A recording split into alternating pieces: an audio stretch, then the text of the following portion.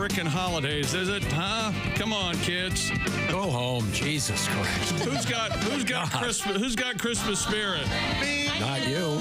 Me. Look, Tom's king of no Christmas spirit for decades. It's the Bob and Tom Show. Hello, Jess Hooker. Hello, Chick McGee. She's at the Silac News Desk. There's Pat Godwin. Hey, check. There's Josh Arnold. Check. There's Ace Cosby. Hey. I'm Chick McGee, and now who I look to help me through the bumps of life. I believe one of his motivational speeches, you might have just heard it moments ago. Why don't you go home? It's Tom Griswold. Well, you started like a crab ass. Hello, buddy. First thing out of your mouth. You know that you are the patron saint of the crab asses. You realize that, right? No, completely false. You're attacking me is not going to get you feeling better, so stop it. Well, we certainly hope that all of you out there are feeling Jesus Christ, give me a break. that is the reason for the season, Tom. Jesus Christ, give me a break. Okay. One break coming up. Who is that? Van Halen? Is that Van Halen? Sure, oh, yeah. Yeah. It's a good song. Well, we got a couple sporting stories to start things off. What do you want, Tom? Got Monday Night Football? Doubleheader last night, buddy. Tell me all about it. I was busy. You want to hear my problems? Not particularly, but go ahead. Well, which do you want? Me to tell you about Just it? do the scores. Okay. Aaron Jones, Cam Akers had touchdown runs in the second half to complement a smothering performance by that Viking defense. And Minnesota moved into a tie for first place in the NFC North. Kings of the North by beating the Bears 30-12 last night in Minneapolis. The Vikings are 12-2, as are the Detroit Lions. The Lions have a lot of injured players, including that running back, Montgomery. He went down with a knee. He's out for the rest of the season with a knee problem. And Kirk Cousins, Ace, threw his first touchdown pass in 5 weeks, and the Falcons did just enough to beat the struggling Raiders 15-9. And keep pace in the NFC South race. But listen to my problems. I had Ace's mighty Raiders +5 last night. Oh. Okay, yeah. They lose by 6. You know why they lost by 6 and I got knocked off the push? Because the Falcons blocked an extra point. Oh, no way. That's my morning that I woke up with. Could have had a push. You know what they call the push? It's free. It is free. And but no, the Falcons cover and beat the Raiders last night. So there you go. Do the Raiders get? Is that going to be first pick then in the draft? Is that what's happening? The Giants currently have the first place pick, 2-12. Well, but I think the Giants. There's some formula where there's a tiebreaker, even in the worst of records. So they've both just won the 2 games. Is that correct? Yeah, 2-2. Okay, We're on our third quarterback. He looked pretty good last night. Desmond Ritter. I haven't watched it yet. So. From UC. Yeah. He was a former Falcon. He sure was, yeah. Speaking of the Falcons, we're going to talk with Costaki Economopoulos today. Oh, God. Not a former Falcon. Why the oh God? Because he's probably still celebrating the win. Yeah. Oh, okay. Yeah. He's drunk and alive, pal. You know, he is. Oh, he was at the game? Okay. He was at the game. Oh, wow. All right. Oh, that's right. He went to Vegas. Yes. Oh, it's all coming on. Yeah. Uh-oh. We might want to double check on Costaki. Yeah, maybe we may want to move this to Wednesday. What is the process for a wellness check? Do we have to call the county sheriff? And We then do, yeah. Yeah, that's what I thought. Yeah.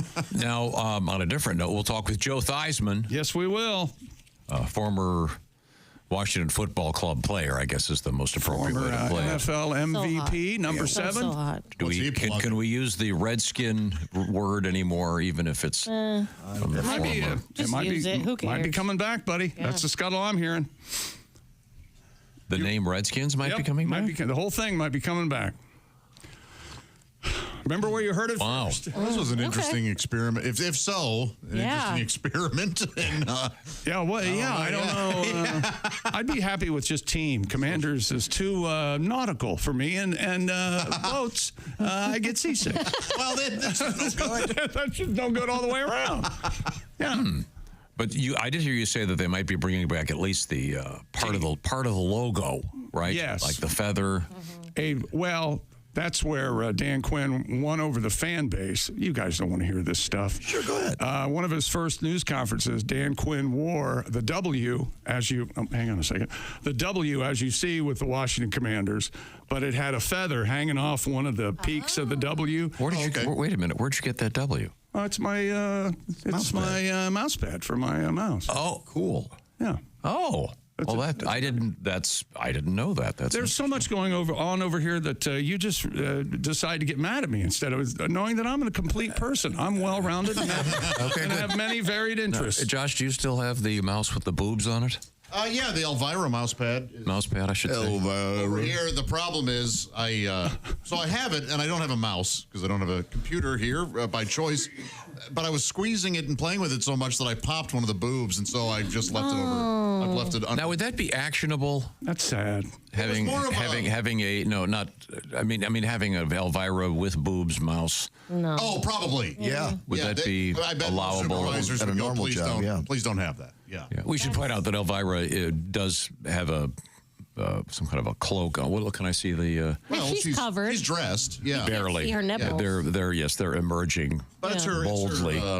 Classic look. Yeah. A lot of cleavage. So what is the rule on that at HR? Do they? That would be not acceptable. Yeah, but I think there's bigger fish to fry around here. I wouldn't worry about the booby mouse pad. Why are you looking at me? But at a typical place, no good. No good. Yeah. Okay. Like no pinups, no. Yeah, absolutely not. Probably not. Yeah. No, back in the day, things would have been different. Of course, they wouldn't have had mouse pads, no computers or anything. But the sexist behavior would be. My secretary would look like Elvira. Right. I would smack her on the ass if she got me a cup of coffee. Yeah, you would. That's right. Okay, good. Well, coming up, we have a bunch of interesting food stories, which I think will be appropriate because we have Jess Hooker sitting in for Christy Lee today. Also, we had the color of the year, I believe, last week from Pantone. Anybody remember what it was? Mocha mousse. That's right. It's tan. It's dark tan. Yeah, kind of a mocha. I think it was called mocha. Mocha mousse? How does this story get so much air, if you will, every year? I don't understand it. It's the end of the year. They round up all the press releases for various things. This one is the flavor of the year. Oh, okay. Which is kind of on brand with the color of the year. They kind of go together. Yeah, sort of. Yeah. So it's not strawberry. It's not strawberry. Okay. Very good. Very good. Yeah, they do go together. And then we also have, speaking of that tone, we have a story out of the Bronze Age. Oh, all right. So you've done it at last. You've out-referenced your latest. Yeah, you know what I'm trying to say. I'm about to tie it in. Are you saying that the Bronze Age is a food story? Yes. No, you're not. Did you read the headline? Yes, but no, that's not a food story. Well, I'm afraid it is. It's about cannibalism. I disagree. Well, can we agree it's about eating? Sure, there you go. All right. I'm just saying. I thought it was a fairly elegant tie-in. Okay. Elegant. Yeah, we have the mocha color.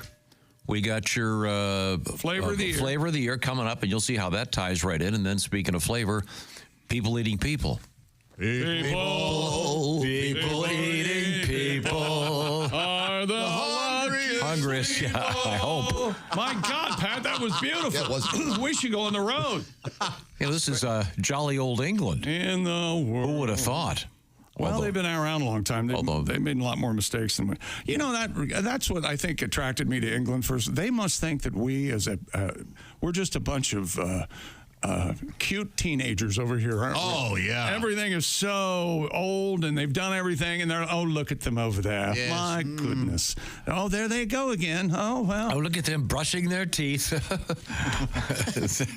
Boy, oh, boy. Every time. You got hat hooks. You put your trope hat on there.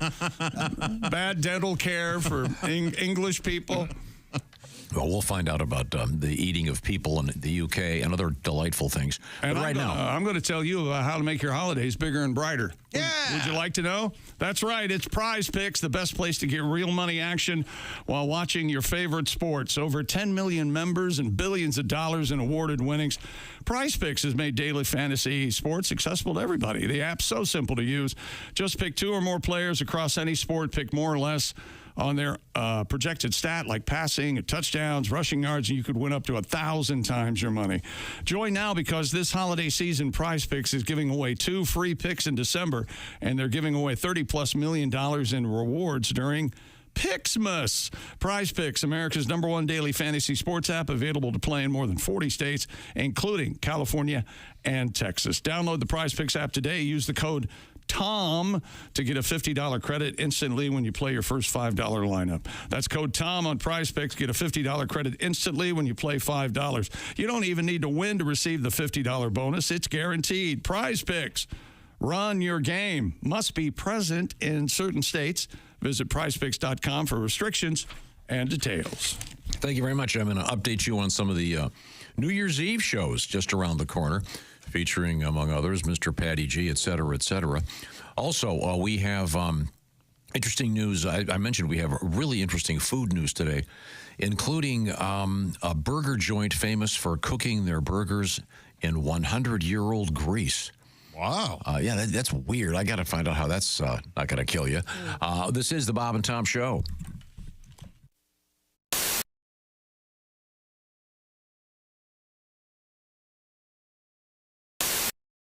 I want to thank you, old Saint Nick, for the stuff that you leave on the eve of Christmas Day. Worldwide overnight delivery's quite a trick, and it ain't no wonder that you ain't got time to shave. I know that you've been making me a toy up in the Arctic, and I hope this message reaches you before you've time to start it. Some folks like their Christmases all blue or even white, but for me the color green is exactly right. Santa, don't you bother with the chimney no more. Slip my present into an envelope and slide it under the door, cause nothing says Merry Christmas like cash, cash, cash. Yeah. Don't need 2 front teeth or mistletoe kisses. Jackson Franklin and grants my wishes. All I want for Christmas is cash, cash, cash. The size is perfect and the style's just right. You know that it's the color I dig. And never, ever, ever would you hear me say, does this money in my pocket make my butt look big? Show me what the holiday spirit's about, with a nice wire transfer into my offshore account. Cause nothing says Merry Christmas like cash, cash, cash. Santa, don't you be no Ebenezer. Pay off the balance on this here Visa, cause nothing says Merry Christmas like cash, cash, cash. Oh, the size is perfect and the style's just right. You know that it's color I dig. And never, ever, ever would you hear me say, does this money in my wallet make my butt look big? Santa, don't you bother with the chimney no more. Slip my present into an envelope and slide it under the door, cause nothing says Merry Christmas like cash, cash. Nothing says Merry Christmas like cold hard. Nothing says Merry Christmas like cash, cash, cash.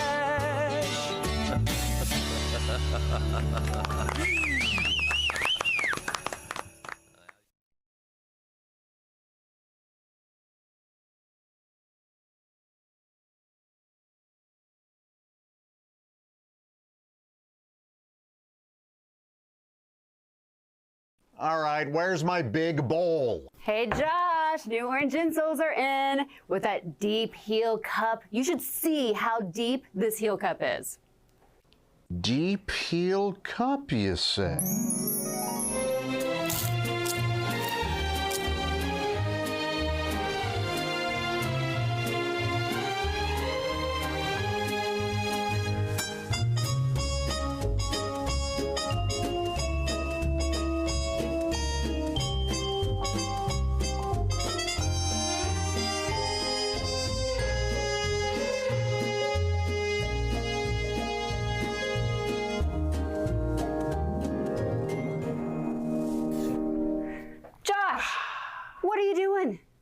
Deep Heel Cup. They're for your shoes. My shoes, you say? Orange insoles come with a deep heel cup and arch support to provide everything you need to keep up with your everyday activities. Orange insoles are great if you work on your feet all day, simply taking on the world. Orange insoles will help you feel better and do more, guaranteed. Get your orange insoles today and step into a world of comfort. OrangeInsoles.com. She climbed up on the bus, said that I'll do just about anything that you'd want me to. I got tickets to your show from the radio. They were free. I said, you got the wrong bus. She said, I know who you are. You're that rockabilly country singing superstar. And I thought that you might like to have a little bit of company. I said maybe 20 years ago, in a different place, in a darker room with a prettier face. But there's just way too many fish in the sea, and getting caught with a whale would be the end of me. Don't cry, this can't be the first time you've been dissed. Oh, no. I got brunettes and blondes and red-headed girls, and they'll be dropping by soon, rocking my world. Turn around and go, you ain't on my list. See, only the best looking tuna gets to be Star Kid.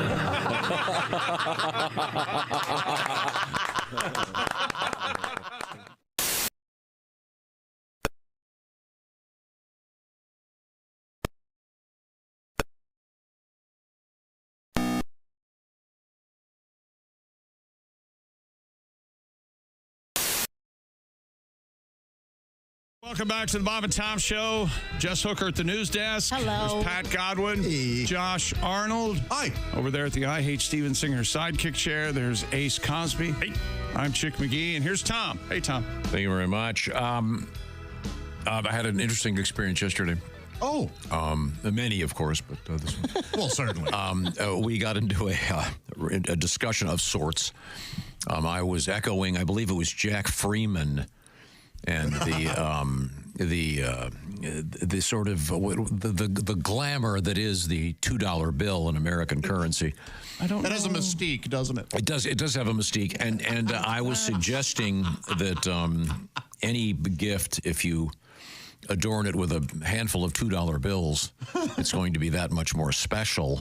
I was thinking, instead of my point is, Jess Hooker. Yes. Instead of a gift card, just give someone, say, $100 in $2 bills. Yeah. They're not going to forget it. No. They're going to go, look at this. Do they still spend the same? Of course. Yeah. I think we all know that currency usage is down. Yeah. As far as it goes. But $2 bills have to be almost out of circulation, right? Yeah. But I'll put it this way. They spend the same, but they don't. Because as Jack Freeman said, when you pass one along, it's like, this guy's got something. Remember, Jack also said that in the strip club, the dancers might mistake it for a 20. Right. So well, that's handy. Yeah, and we did have a rather odd story about a strip joint yesterday. Perhaps maybe we could do a quick review of yesterday's program, in case you missed any of these important elements. Time now for things we learned yesterday. Hello, John. Did you know that? I was not aware of this, but I guess as Josh said, of course it was in Portland, Oregon, a vegan strip club. I don't know why and that's in the name of the strip club, by the way. It's not just that happens to be a vegan strip club. It is known as officially the the Casa Diablo Vegan Strip Club. The Devil's House vegan strip club. Oh, wow. Who knew that the devil was vegan? I guess apparently the devil has some standards. I don't think he is. In any event, there was a stabbing there, unfortunately. The DJ was stabbed by one of the longtime strippers. Not a lot of details about what happened there, but I was just so stunned that there would be a vegan strip club. We do have one of our resident vegan is Mr. Pat Godwin. Yeah, no meat, no dairy. Uh-huh. Occasional, little Greek yogurt here and there, and a steak or two. Oh, wait a minute. Hang on, a steak or two. Oh, no, I'm kidding. So I just thought that was so odd that there would be a vegan strip club. Yeah. Other things that we learned. Is it on the sign outside? According to this news account, it is the name of the place. Huh. It is the Casa Diablo Vegan Strip Club. Do they Why have not? T-shirts? No. Oh, I'd like a T-shirt. Yeah, a T-shirt from that place. That'd be fun, right? You'd wear that? Well, it'd be maybe a conversation piece. Hey, how'd you get that? I guess it would. I used to work there. And by the way, do you think it's odd that it has the name strip club in it? As opposed to gentleman's club? Yeah. A little bit. I don't feel like you see strip club Yeah, a you lot. don't see that. Yeah, I wonder if this is a. It comes to us from KPTV. We could do a military reference. KP. Yeah, Kitchen Patrol. Or Is that? Yeah, it is for Kitchen Patrol, right? It's got to be, right? Okay, now I've got to check and see if that's what the sign says. Slicing potatoes. This says the Casa Diablo Vegan Strip Club. So I don't know.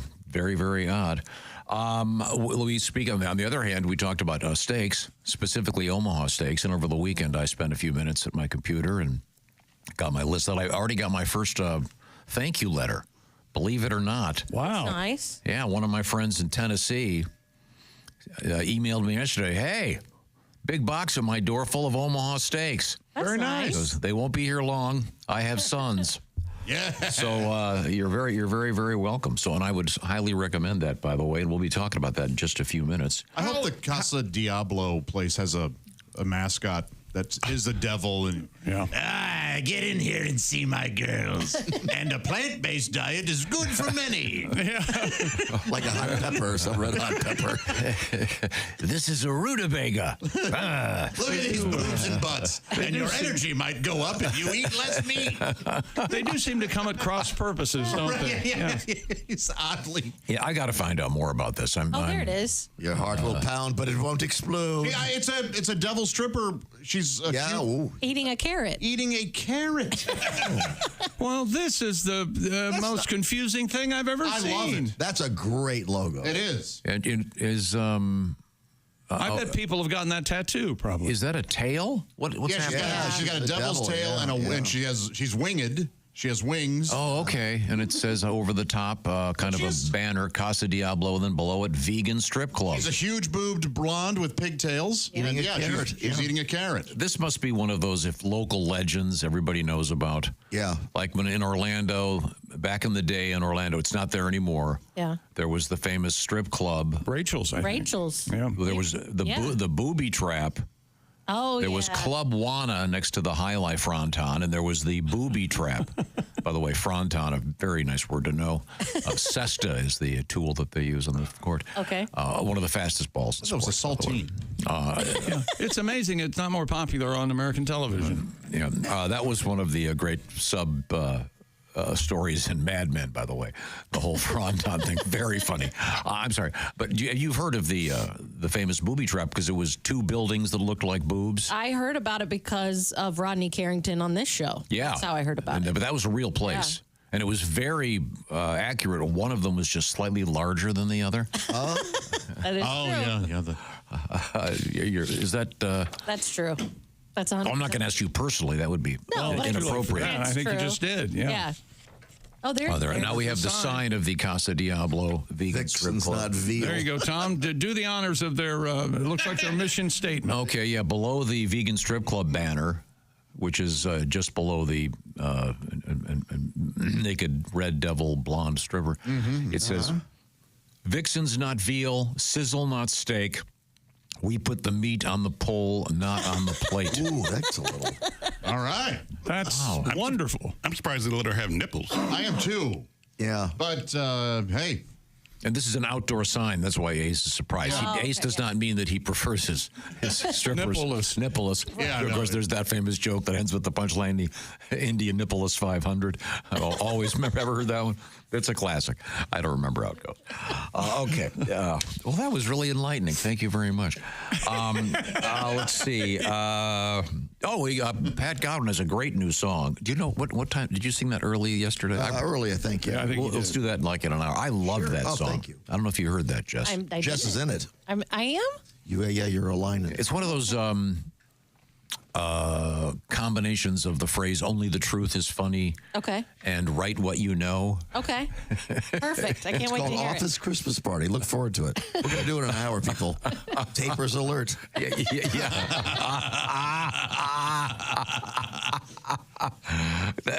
It'll be great. I'm really looking forward to it. We talked about chicks only fight with another man took place at a Christmas party. And it wasn't a fight. It was a shoving match. That's the better way to How much yelling was there? I missed most of it. Nothing. No, not a lot of yelling. Yeah. There was the one. I think I asked him, "What are you doing, man?" One of those things. Is this when they threw a glass? Or is that a different party? No, that was a different. That was also at a Christmas party. I was at that one. There was a woman telling me how much she loved the Bob and Tom show, and her husband at the time worked on another show, and he got real upset with her, and that was the glass throwing incident. Okay. The one I'm talking about, somebody was picking on a friend of ours' wife, or one of our coworkers' wives, and I saw what was going on, and I went over there and said, "Stop that." The overriding theme is this is why we don't serve alcohol in any. Right. Yeah. I observed the situation long enough to know, well, he's far too drunk to hurt me. So I went over there. Yeah. That was smart. Oddly, I was not drunk. I don't know why I wasn't, but I wasn't. Yeah. And then I mentioned one of the earlier parties. It was at this great seafood place. I wish I could remember what it was called. I don't think it's around anymore. Red Lobster. They're still around. I get the fresh catch every week. You get their mailer, right? That's the mailer, the fresh catch, yeah. And don't you have a place at Cheddar Bay? I summer at Cheddar Bay. Okay. You see, when it ceases to be a setup is when you put the punchline in the question. You know, even I know that. What happened at the seafood place? It was all I can really tell you, without revealing too much, is one of the sort of temp, if you will, players on our program got into it with his wife, and he was it had one of those, what do you call it when a restaurant has that roof over by the doors, by the parking lot? Awning? But no, it's a drive under, so you can drop people off. This was definitely a Red Lobster. Porte-a-chere. Yeah, something. Yeah. They had one of those. I just remember standing there. He went. The reason I bring it up is he went flying through there. It's supposed to be a parking lot, and she heaved a bottle of pills at him. Pills. Okay. Yes, which being a gentleman I retrieved, I took one look at them, and they were sort of in the same class as Thorazine, so someone apparently had forgotten to take his knockout drops. I don't remember that. Wackos. You'll remember it if I tell you who it was. Why so many weirdos in radio? They can't be I got no idea. And unnecessary drama. Yeah. Because you're a part of it now. Do you want them in medicine? Yeah. I see. They have to go somewhere. Yeah. You think they're alcoholics and addicts in this place? Okay, sorry. Let's see. We talked briefly. We really haven't delved into this one. Coffee prices are about to skyrocket due to a bad crop, apparently. So brace yourself, ladies and gentlemen. I had not heard anything about this. And I don't want to overdo it, but I'm frightened. How much would you pay the top price for a cup of coffee? And that's a good question. One of the extra. You walk in. A good pour over is. I just get the same thing every time. I either get a latte or coffee with cream. You probably don't even know how much it costs, do you? Sure, I do. Okay. And then I always tip the barista. And that's a good question, though. Yeah. But I get a black coffee let's say I go to Starbucks. I just get a venti black coffee. Right. If all of a sudden they said, okay, that'll be $11. I might go, man. Well, remember Am I the really gonna do this? The famous story about that is Don Pardo, the announcer for Saturday Night Live. He was with us one morning, and he said, "I'm going to stop smoking when cigarettes hit 25 cents a pack." Cigarettes hit a quarter a pack. So it was something like that. Yeah, it was too much. So needless to say, he quit smoking in 1860. 1860. What's a pack of cigarettes now? $20? I don't know. I think between $10 and $15. Yeah. It depends on. I know that Yeah. certain states are raising the taxes again. So. How much is a carton? Oh God, I don't know. What is that? 10 packs of cigarettes? So good. $150. It's got to be 75. Yeah. The best part of the show yesterday was shortly after where we are right now in the show, a chick informed me of a website that I went to visit called Scoreagami.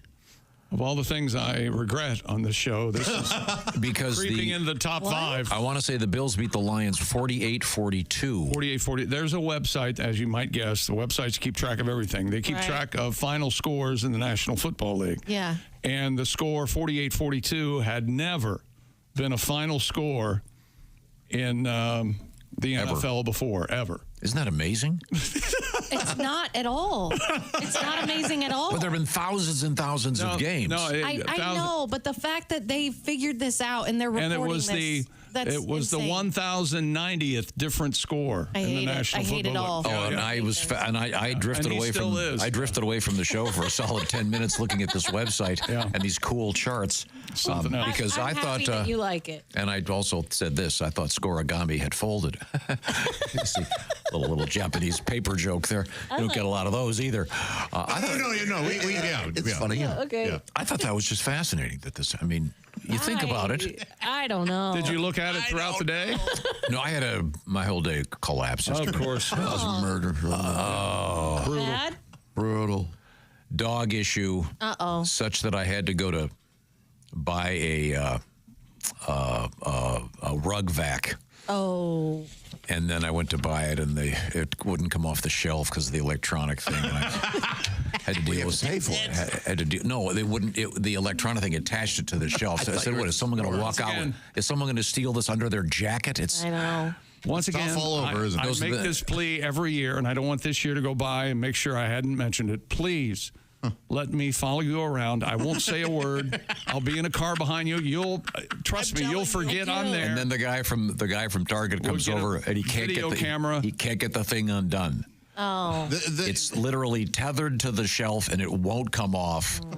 And so half an hour later, he's wrestled the wires off of it. And anyway. But if you think about it, we could go and find him at 5 different places. Yeah. He's really only at 5 different places around the city. And we could go there and find him. And or just wait for him. Just wait for him. So the dog, it just went downhill from there. The point is, I'll look at Scoreagami again. I thought it was fantastic. We did find out what was the highest number of points in an NFL game. Didn't we get that? Oh, you looked it up. 70. I think the Redskins were involved. 73-20 or something. Yeah. You go, I looked it up, and I went, what was it? And you go, I didn't.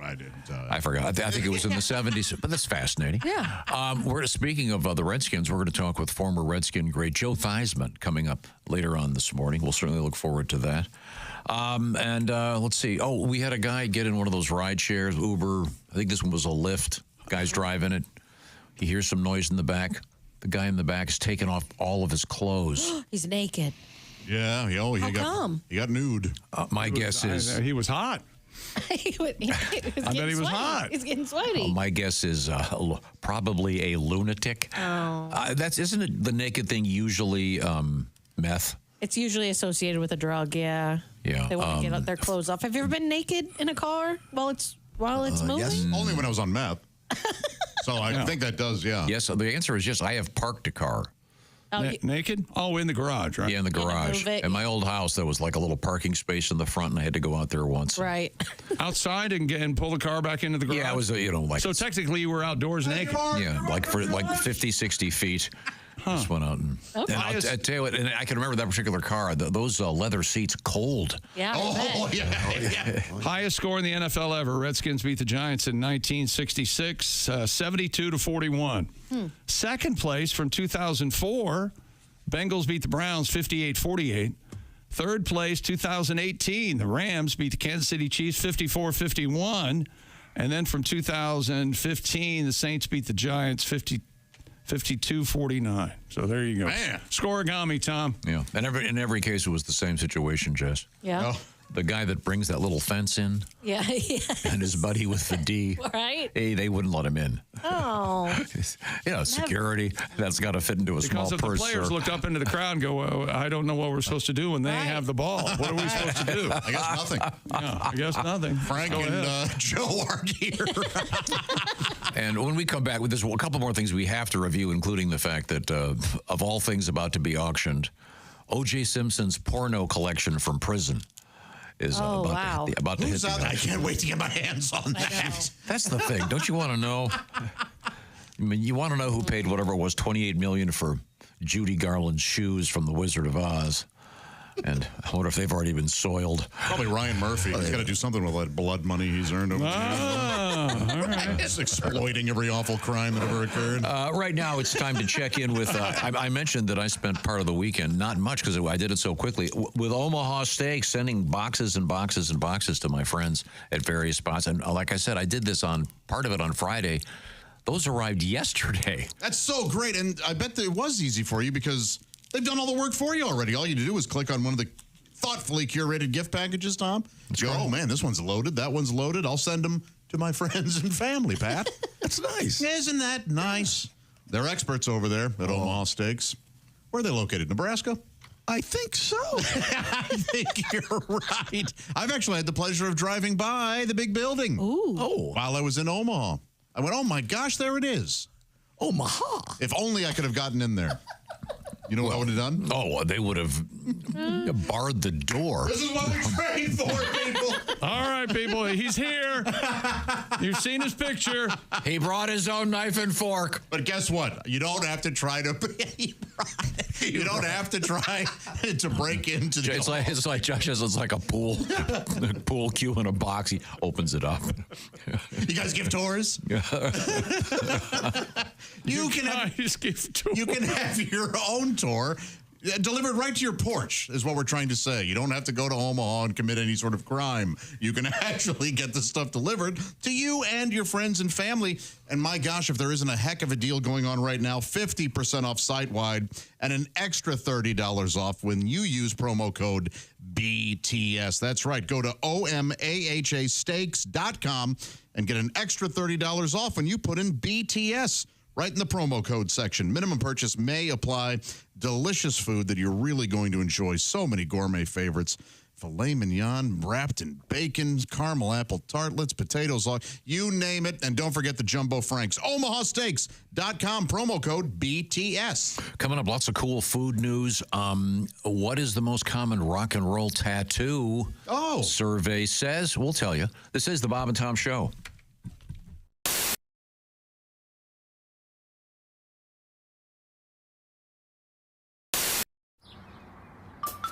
Is that Chick McGee? Why, it sure is.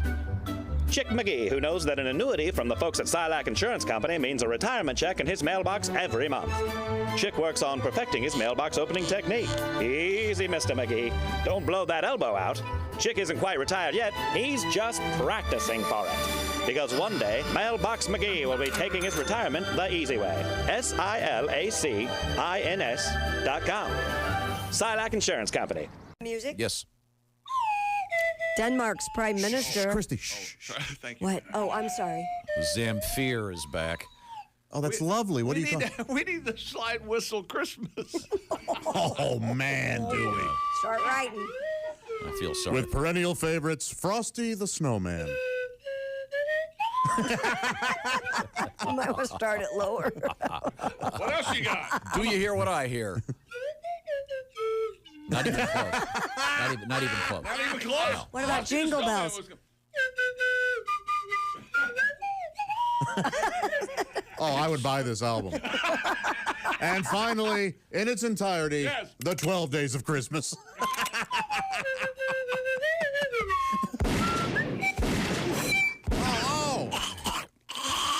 The 12 Days of Christmas have been canceled. Ready and action. Hey, we should wake up every morning with Bob and Tom. That sounds good to me. No problem here. Sorry, that'd be my phone. The hell was that? Ready and action. Hey, we should wake up every morning with Bob and Tom. Well, that sounds good to me. No problem here.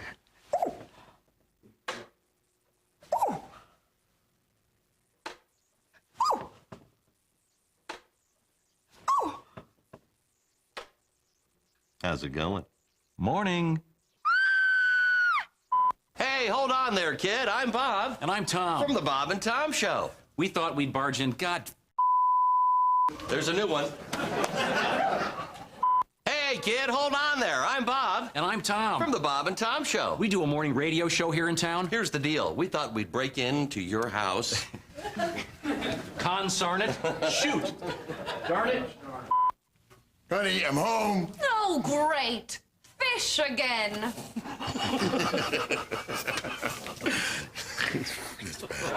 You know, we can vote you off this commercial. You know, Chick wanted Richard Hatch. What if we paid you to say you liked us? I think that we can vote you off. Okay. Come way down.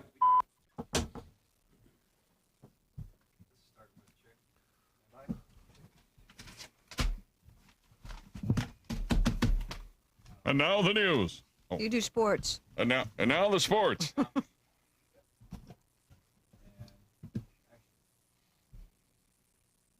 would be you, Chick. Sports terms that sound dirty, but they're not.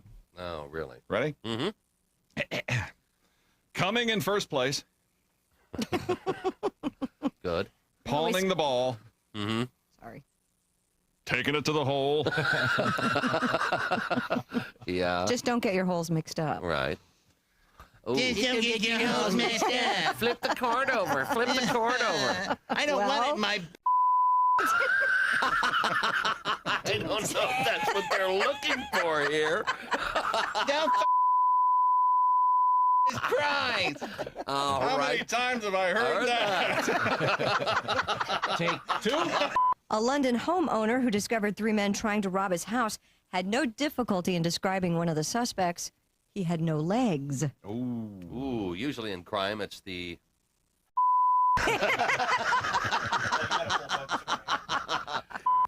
Usually in crime, it's the police that are stumped, not the criminals.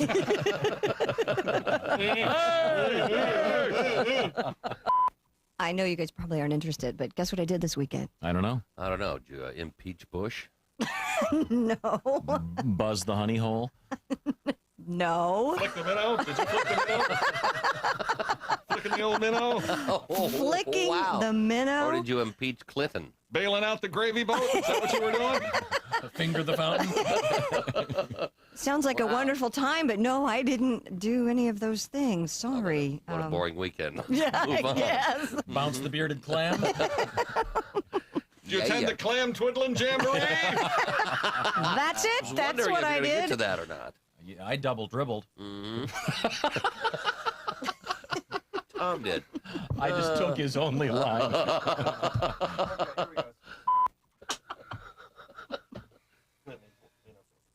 It's okay. I like to think of Bob as the funny. Uh-huh. Yeah. Prop, yeah. It's part of the drinking act. I like to think of Bob as the funny one, and I'm more the philosophical one. Ah. Really? By the way, you left your headlights on. Socrates. What's new? Can you do the other That's line? it? That's it. That was the joke? What was That's the other it? line? This one right here.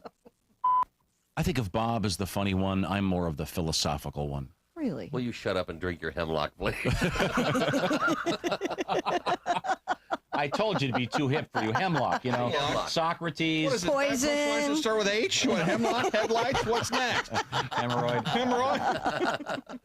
When you become the Bob and Tom VIP member, you get more and less. Wait, which one is it? More or less? It's both. VIP members get more stuff to hear and less commercials to not hear. So, for clarity's sake, Bob and Tom VIP is a good deal. Yeah.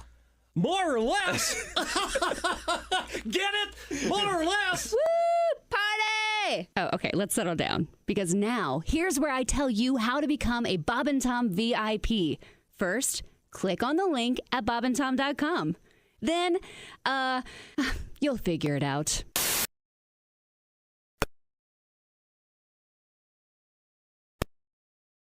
'71st and Keystone.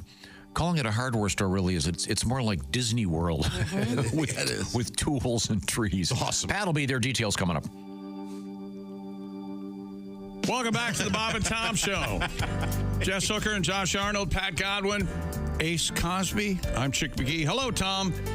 Chickster, hello. We had a bunch of cool chats lately with folks on the satellite, on the big screen in here, and on your airwaves there, and on YouTube, et cetera, et cetera. Yesterday, we talked with great comedian Dusty Slay.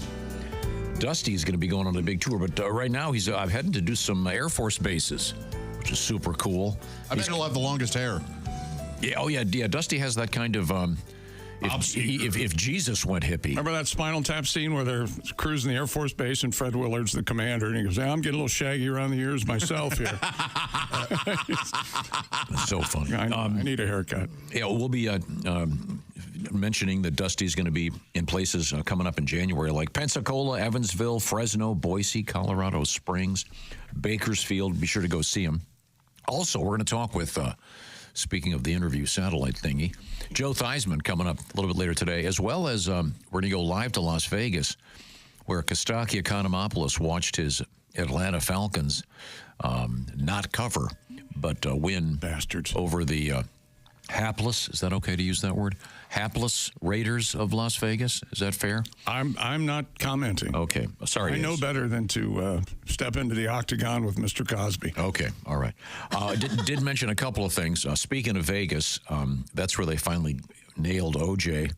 O.J. Simpson, of course, arrested in Vegas in a very complicated memorabilia theft alleged thing. And in any event, as you know, they said in the documentary, they said there was one sentence spoken when he broke into that room to get his stuff back that really sent him to prison for quite a while. He said, stand in front of that door, nobody gets out of here. And it's in that instant, legally, he was guilty of kidnapping. Oh. And that's why it was a felony. And yeah, but also everybody was mad because he got away with it. Yeah, of course. Yeah. The sentence was, boy, I haven't felt this stressed since I killed Nicole and her boyfriend. That would have been quite a sentence.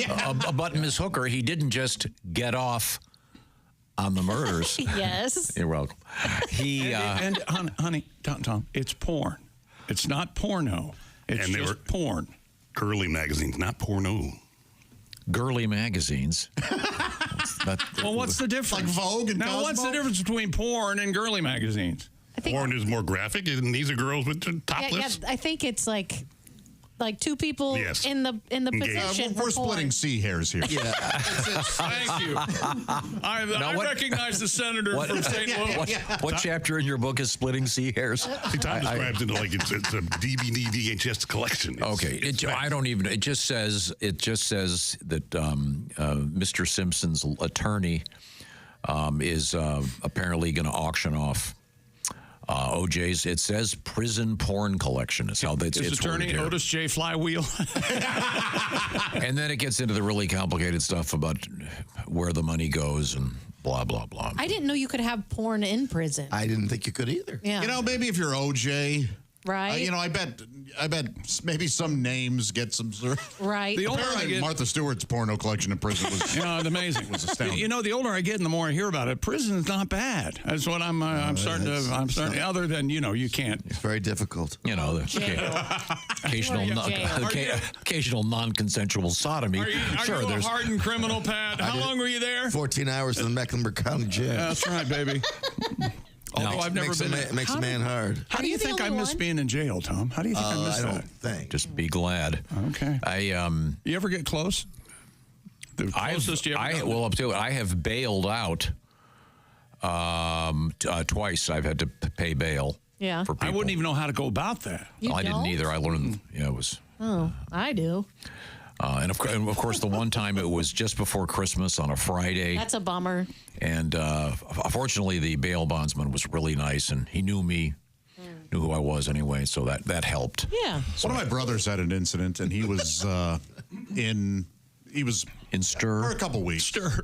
Couple weeks? It did end up being a couple weeks, yeah. And I won't say which brother. It was not me, but my dad and mom went to go see him. And, of course, they sit down at the glass thing with the phone. And my brother comes in and sits down. And apparently the first thing my dad said was, I've always wanted to do this. I've seen this in movies. Yeah, he got a real kick out of it. I all of a sudden see where you got your sense of humor. I've always wanted to do this. My brother was like, yeah, thanks. Tried to make your dream come true, Pop. Your brother's going, I'm just going to stand here because I've been reamed for the last 24 hours. That doesn't happen. That doesn't happen right away, Tom. I know it didn't happen in this case either. Well, he's not going to say anything. Of course not. 40 years of therapy. In any event, so OJ's, they haven't said when they're going to sell OJ's collection of pornographic stuff. And I will read this last line because you're not going to believe it. The attorney is a Mr. Laverne. He said he may also put Mr. Simpson's Magnum condoms on the auction block as well. That's hilarious. So you think that this has got to be to satify a bill or something, right? Oh, maybe.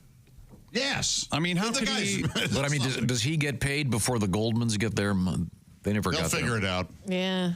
But I just the notion that OJ had to wear the extra large condoms, I mean, even in death, they're trying to. Look at him. Well, yeah, he did. He's got a giant head. He did have a big head. You know, when he was in high school, they had to ship away to get a special helmet. No, Easter Island. A regular, yeah. They couldn't fit his melon OJ into and my son. helmet. And me. You too? Huge. Your son uses Magnum condoms? I don't know. Yeah, you do. Oh, you were doing so well. Go through his room. Great story about your brother and the phone and your dad, and then you. I must have misheard. I always wanted to be here when she punched somebody. Okay. I was talking about the helmet. When we come back, we have some sporting news. Oh, we're coming back? We have some really good, fascinating stories about eating, including the flavor of the year, and in a different story, cannibalism in the UK. And what is the most common rock tattoo? I think you probably will guess it. I was kind of surprised what wasn't on the list, though. We'll let you know. This is the Bob and Tom Show.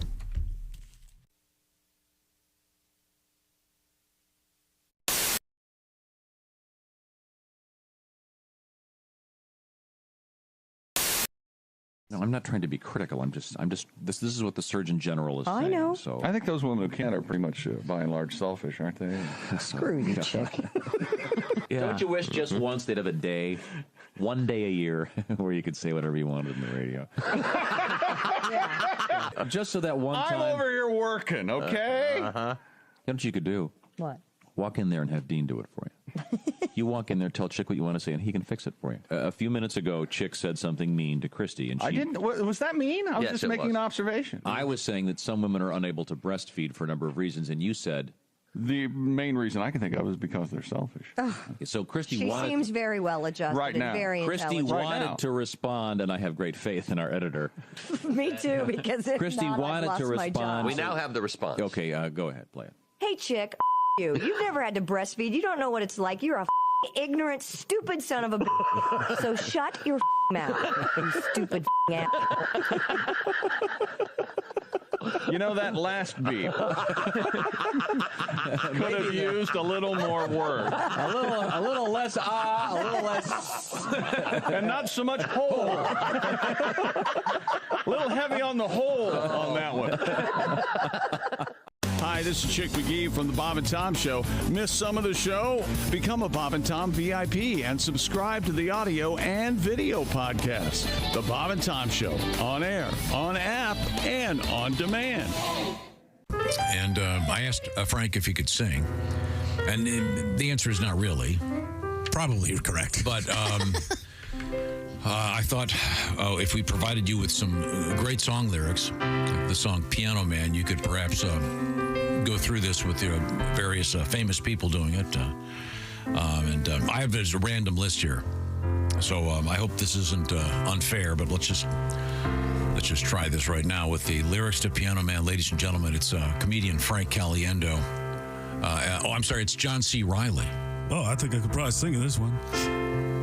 It's 9 o'clock on a Saturday. The regular crowd shuffles in. There's an old man. It's better than you thought it was going to be, isn't it? Sitting next to me. How about nice, John? How about Morgan Freeman? To his tonic and gin. He says, son, can you play me a memory?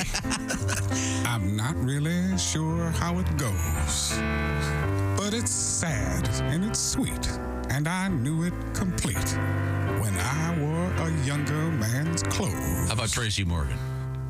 La da da da da da. That would have been better as me. Da, da, da, da. Okay, Paul Giamatti. Sing us a song, you're the piano man. Sing us a song tonight. Well, we're all in the mood for a melody. And you've got us feeling all right. Adam Sandler. Here we go. Now, John at the bar, he's a friend of mine. He gets me my drinks for free. And he's quick with that joke. Would light up a smoke, but he's someplace that he'd rather be. Okay, Jeff Goldblum. He says, Bill, I believe this is what? It's killing me. There's a smile ran away from his face. Well, I'm sure that I could be, a movie star if I could get out of this place. Yeah. But John Madden.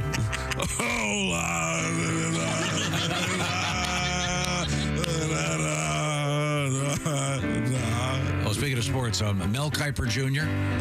Now, Paul, talking about a real estate novelist who never had time for a wife. Spent too much time doing a thing, and he's talking with Davey, who's still in the Navy. You know, the fact of the matter is probably going to be for life. And the waitress, tremendous job talking politics, and the businessmen, they're slowly getting stoned. Tremendous job, probably going to keep them lower in the draft. Yes, and sharing a drink they call loneliness, but it's better than what? Drinking alone. Seth Rogen. Sing us a song, you're the piano man, I guess. Sing us a song tonight. We're all in the mood for a melody, and you've got us feeling all right. I got something that makes me feel all right, too. How about Al Pacino for an ending here? It's a pretty good crowd for a Saturday. And the manager gives me a smile because he knows that it's me they've been coming to see to forget about life for a while. And the piano, it sounds like a carnival. I thought he was going to cut me off, so I got big. And the microphone smells like beer. De Niro time. And they sit at my bar and put bread in my jar and say, man, what are you doing here? Stephen A. Smith. Oh, la, da, da, da, da, dee, da, da, da. Sing us a song, you're the piano man. Sing us a song tonight. Well, we're all in the mood for a melody. And you've got us feeling all right. Very nice. Frank Caliendo does Billy Joel. The Piano Man. Thank you very much. Yes. That was great, Frank. Oh, I feel so... Oh, you're welcome, guys.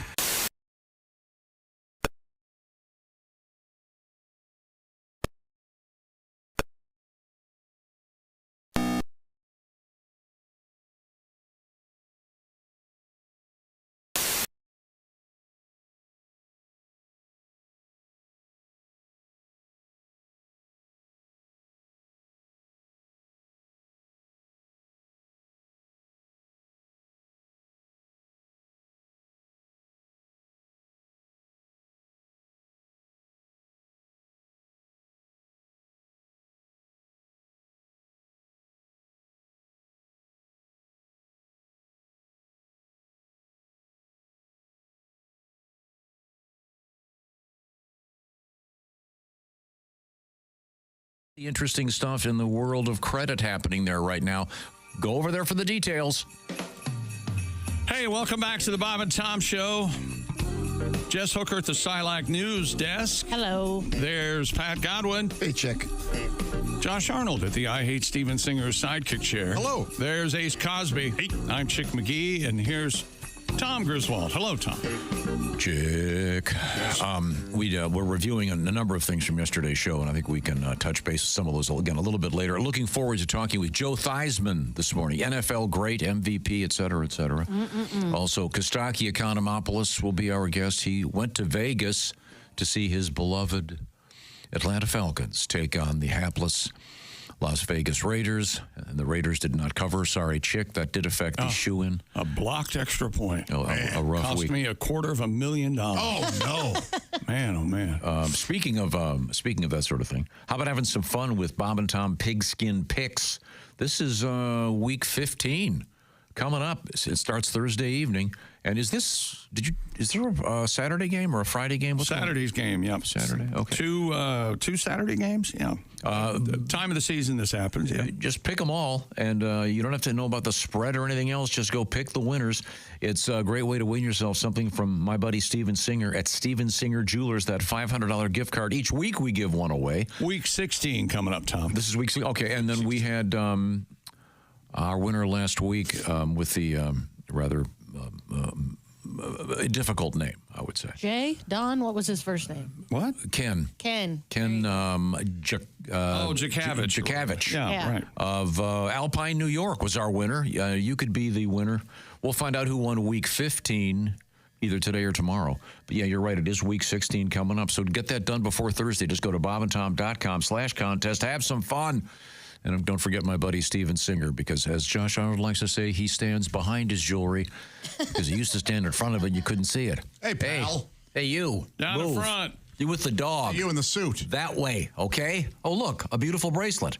I had no idea. Hey, Suitski. Yeah. I bet Alpine, New York is gorgeous.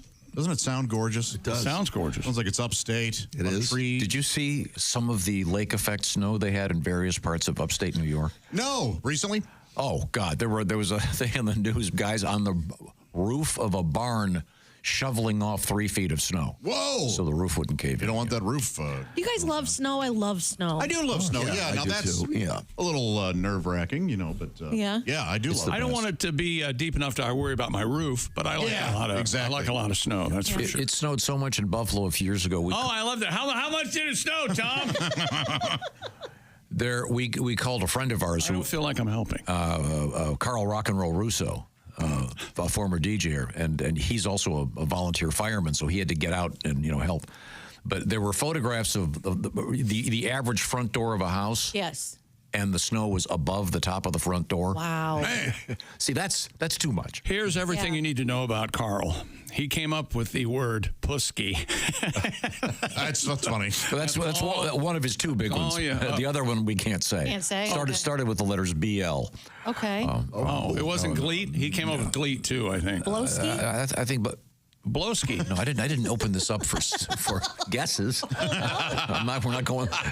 I hate it when you do that. Is it Jopski? Okay, never mind. But in any event, some beautiful stuff. Congratulations once again to Ken. He won himself that gift certificate. You can too. bobandtom.com/contest. Come on, get this done right. Hey, last night Monday Night Football. What Tom? You ever have an après blowski where you take a break from the slopes? And, Oh yeah, right there in the lounge, having a hot toddy, wind and the ski. Crawls underneath the blanket. While you guys do whatever this is, I'm going to go online and try to buy. Stay off scoregami. No, I'm trying to get a little gift for Pat's son. Oh, that's nice. He wants to go skiing for the first time, so I'm going to help him get some gear here. Ski pants, right? Does he look up stuff, the most expensive things in the world to do? Lobster and go-kart racing, go-kart skiing. And he has refined taste. The boy has quite an eye. Is your son kind of a typical young man where he's interested in skiing this week? Oh yeah. He wants to do it now. He's like. But his what daddy. I mean is, next week it won't be skiing. It'll be robotics. You never know. You never know. It can go that way. He just drops something. Yes. He wanted it's that. Gotta be hard. He wanted that Peter Frampton mouth thing for a keyboard, And that was expensive, and he liked that for a day. Yeah. Yeah, that's the. Write it out. Talk to Dean. That's the slinky of guitar effects. Yeah. You can do exactly one thing with it, and then your friends go, put that away. Even Peter Frampton. Yeah. Peter Frampton is one of my very favorite people on earth, and even Peter knows a little goes a long way. Yeah. You know who else uses that, of course? Well, since Joe Walsh. Yeah, Joe Walsh. Joe Walsh was using it. I went to see the Eagles in Vegas, which I highly recommend, by the way, at the Sphere. Oh, yeah. It was just wonderful. And, Joe Walsh, during Rocky Mountain Way, there's this weird thing by the mic, and then he puts his mouth, oh, my God, that's the... Oh, fun. Like that Framptone thing. Well, that could be done on a keyboard, too. That's what Jimmy wanted. Wow. Briefly. Yeah, if he's going to go skiing, like I said, the first couple days of skiing are pretty rough. Especially if it's cold and unpleasant. But he's very excited. Once you get a few days in, he'll do it for life. It's a good sport. An old man like me can still do it. So, anyways, we'll work on that off the air. It's time to get back to Chick's disappointing week in the shoe-in. Let's just be honest. 1-1 last night. I think I ended up 5-10 or 6-9, or it was not a good week. Now, are we still over 500 on the season against the spread? Oh yes, 85. And 84 on the season. All right. Oh, yes. What do you think, Tom? But nothing but fun. I'm having. And then last year, this doesn't measure the fun I'm having. Last year at this time, I believe you were below 500. Then there was a flourish. Yes, then I hit with the playoffs. A flourish of wins. And then we go on vacation. I don't worry about it, which is it's a sprint to the finish line. And you still post them, though, Should I have said that out loud? I was thinking about, I don't know if I will or not. I don't know. I'm trying to be difficult. Vacation is vacation. Yes, I'm on vacay. If you need the break from the betting, you take a break from the betting. Yes. Oh, pussy, quit taking breaks. Hey, he's calling me names. Well, I got to now. Well, I mean, how can you? Nobody's impervious to that. He called me a pussy. I can't put my money where my mouth is, Jim. What did you say, Blowski? What was it? That was my guess. I believe Blowski? That was not the answer. Pusky. Although Pusky and Blowski, in a way, kind of go together. It sounds like kind of like the world's worst Christmas song. In Russia. You do it with an accordion, kind of a polka feel. Aaron Christmas, I got the Pusky. Pat, get on that. Aaron Jones, of course, he's first in the NFL running back phone book. Mm-hmm. Absolutely. Okay. I have him. I have his quote here. And Cam Akers had touchdown runs in the second half. What do you got? While he was at the game, you know what was going on. No. Me and Mrs. Jones. That's right. You, of course. Is that the vocal only track? Yes, this is I had this done because there was a debate. I contend that I love this song. By the way, Me and Mrs. Jones. Yeah. And my contention is that there's a lisp at the end. He says, Mrs. Hang on a second. Okay, I'm listening. You want to hear it? Yeah. Listen the Vikings win 30-12 last night, and then Atlanta won 15-9. Okay, now we can play. They'll be covering this. I never did hear the final score. What the hell's wrong with him? That's Joe Sixpack. The important thing is the Falcons did not cover. Is that correct? Shut up. Okay, here we go. With a blocked extra point. Yeah. Maybe we can go to right off the push. Maybe we can go to that new website we found, Scoregami, and see if that happens very often. Here we go. Now listen very carefully for the lisp. Are you ready for this? I'm ready. Okay. Me and Mrs. Jones. It's so plain. There's no lisp. It's so plain. Yeah, I can't even try to hear it. No. We got to get to the part where with the music, lisp. You can hear it if you put it in your brain. Okay, I'm gonna have to dig up the one that has the actual music. I'm sorry. I don't know why they posted this. Why'd you post this one? He's learning. Okay, all right. He's a young kid. Leave him alone. Jason wasn't here then. Because he goes, me and Mrs. It's kind of like no, he doesn't. It's like Sylvester the cat. No, it's not. It is. I mean, we've had this debate over and over. Yes. Yeah, we really have. And until you acknowledge that I've won, we're going to keep doing it. It's going to be like that Kingsman thing with the live record that he brought in. Remember that? Oh yeah. No, what was that? Oh, I forget. The Louie, the bass player or something. Yeah, the Kingsman. It was the the Kingsman. I'll tell you. No. I did that. I was just a little fuzzy on the details. I would often use the phrase he plays a lot of bass. Okay. Which I lifted off that album from when I was a kid. Okay. And they said he never said that. No, we never. We didn't do that. We didn't care. It was yes. You mistook our. We don't care. There was never any doubt. You went on Etsy and found the album. So I went on Etsy, found a copy of the rare Kingsman live album. It took Eddie like 9 months to set this thing up. Yeah. We had a turntable. God bless him. I had to bring in a turntable. It was great. And then, of course, I was proven right when he says he plays a lot of bass. Which then we made came in that morning and Tom was happier than a pig in Kingsman live albums. Weirdest show ever. And you go, hey, look, see? You're like, what the hell are you talking about? I think the Kingsman, of course, one of the great rock and roll stories. The song Louie Louie. Oh my God, he keeps going. Huge history and it's the definitive garage band rock. We'll get away from that and we'll come back and I'll prove myself right about something else. Okay. Also, we have a reason in the news to feature this. Why is that in the news? Well, you're gonna find out right now. I want to tell you about my friend Steven Singer. I was just mentioning the Steven Singer Jewelers, of course, because we have our little contest going on. Steven Singer, he stands behind his jewels. What I'm talking about, of course, is he's got that full 100-day, 100% no hassle money back guarantee. You're not going to want your money back. Are you kidding me? You're going to be scoring touchdowns, home runs, goals, whatever it is in your life you want to score. The best way to do it, of course, is with jewelry. You've got to stick to the copy. A long time ago, someone said diamonds are forever, even before James Bond. Was that a Roger Moore? I think that was a Roger Moore, wasn't it? Diamonds are forever. I can't remember which one that was. I think that phrase has been around since the 50s. But the larger point is these are real earthborn diamonds, and Steven Singer is the diamond guy, and he's got those diamond stud earrings known as the Anita diamond stud earring sets, starting at just $298. Look at all this stuff by going to IHateStevenSinger.com. There's a lot of other stuff there, including those. They've got great bracelets, et cetera, et cetera. You can always upgrade if you want next year. Maybe you want a pair of bigger diamonds on those earrings. He's going to give you that full value when you trade up. Get all the details at IHateStevenSinger.com. And did I mention free shipping? And I would get that done today. How many days are we away? 8 days away? Yes. Christmas is a Wednesday, right? Yep. So that's a week from tomorrow. So let's get this done right now. Once again, it's IHateStevenSinger.com. Or if you happen to be in Philly, other corner of 8th and Walnut in Philadelphia. It's a beautiful street, right, Pat? Oh, yeah. Beautiful. Okay. Beautiful. Once again, real diamonds, a real jewel you can trust. That's my buddy Steven Singer. He's a dog guy. IHateStevenSinger.com. Coming up in sports? Coming up in sports, we've got, what do we have? College football bowl, the Pop-Tarts Bowl, which I'm looking forward to. We got a bowl game tonight, Tom. Which one?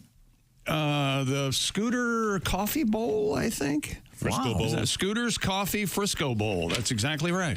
Wow, good. Very good. You got Memphis and West Virginia. Okay, and we got Memphis in the news in the world of hamburgers coming up. This is the Bob and Tom Show.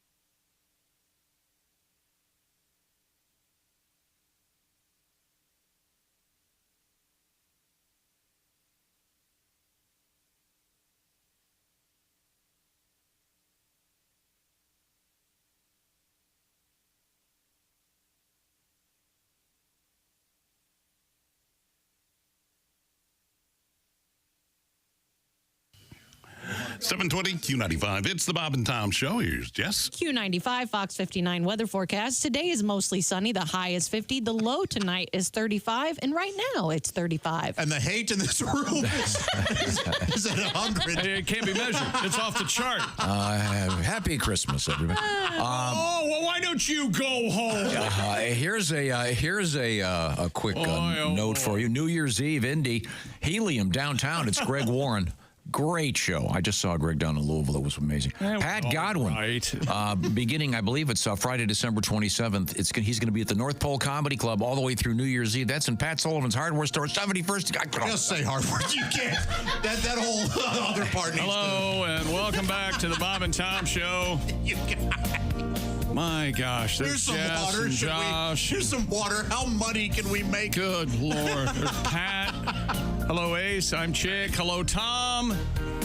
How you doing over there? I'm just reading some mail. Yesterday's show, one other victory for me. I can't name this tune. This is great music. I love it. What is it? It's kind of got a gospel feel. Is this Nice. for the holidays? Our friend Gary did this for us. Well done, Gary. Yeah. Thank you very much, Gary.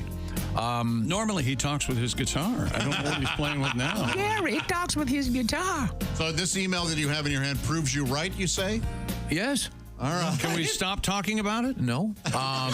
This comes to us from Mr. Middleton. He happens to be the nephew of a barber in Suttons Bay, Michigan. Anyone want to get the literary reference, Josh? I expect you to know this. Would have been Hemingway. Thank you very much. I haven't read the whole. His Wavre. Yeah. His uncle always gave him $2 bills for Christmas. Well, thank you, Mr. Middleton. I certainly appreciate that.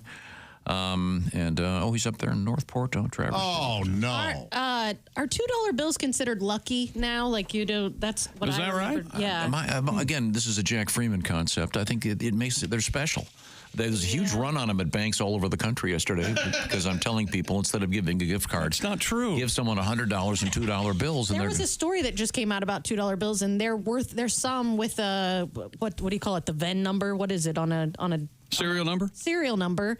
They're worth thousands of dollars now. Oh, really? Yeah. Some sort of pressing that something. Yeah. Mm-hmm. Well, I just think they're special. So for kids. but what we were arguing was you don't get a stack of $2 bills and give them to your significant other as a gift. Yes, I think you do. No. But you would never. You would never. That's not a very sensitive, caring gift at all. No, but then when someone says, well, what did Tom get you for Christmas? And then you go, well, there were a number of things, including a stack of $2 bills. And then they'll go, oh, you poor dear, don't worry, it won't be much longer. It won't be much longer. He's so old. Yeah, it's one of those situations where she has to act extra excited because he's so excited to give it to her. I have a feeling she doesn't act. Yeah. Well, we have a news story coming up about this exact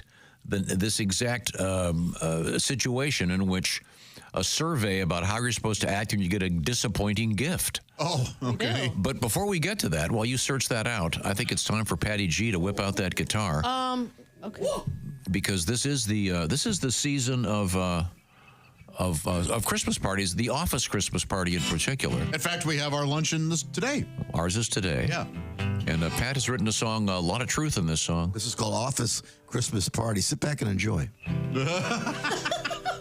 It's Pat Godwin, ladies and gentlemen. I went to last year's office Christmas party. Can we do that thing where... we recognize... Okay, start over. Yeah, we better. Yeah. I went to last year's office Christmas party. Yay, whoa! His only hit! Got in an argument with Marty. I was on a bender. So inside and awful. No one gets that reference Too at all. many trips to the open bar. Guess what I got for Christmas? A warning from HR. They said I gave Jess too long of a hug. Yeah, you did. Went outside a lot. Was I smoking drugs? No, I was peeing. Told Christy her boobs were pointy like a Christmas tree star. Guess what I got for Christmas? A warning from HR. Now I got a warning from from HR this Christmas. I never should have been drinking eggnog two-fisted. I have to be drug tested to remain a part of the workforce and take an anger management and sexual harassment course. All true. Not funny, Jess. I got a warning from HR this Christmas. Now I'm on their radar and some kind of hit list. That's why at today's office Christmas party, there's no booze and we're having it at Hardee's. There we go. He's played his hit now. Go get a beer. Okay. No, we were in the middle of a sportscast of sorts. I think we've disappointed Chick. This year's trophy for the Pop-Tarts Bowl. Oh, it looks like we may have somebody on the blower there. Oh, all right. The Zoom. Yeah. Hey! Oh, look, it's Ed Septic. There he is. Hey, Ed, didn't know you were there. Sports Chick. He doesn't look happy. All right, Ed. It's Ed Septic. What's wrong, Ed? I've been down. Well, like I told you last week, I had the walking pneumonia. Now, I just wanted to tell everybody thanks from the top, bottom, wherever my heart is. Who bought the official Ed Septic shirts and hoodies. Now my nephews will be able to get some decent Christmas presents. Well, that's good. nice. That's nice. Yeah, last year I gave my 5-year-old nephew a used toilet snake. He named it Stinky Slanky. That reminds me, I got one of those sewer snakes with a camera on it. Oh, yeah, sure, yeah. See what's in your sewer line? Yeah. Right. The guy tried to sell me a 4K high-def one. I was like, hey, man, I just need to see the clogs. I don't need to count the kernels of corn. No. I was snaking the sewer line last week and made some woman go all ape-turd on me. She was like, can you see any roots? I was like, yeah, but if you wear a hat, Blondie, nobody will notice. You may want to try bleaching that mustache, though.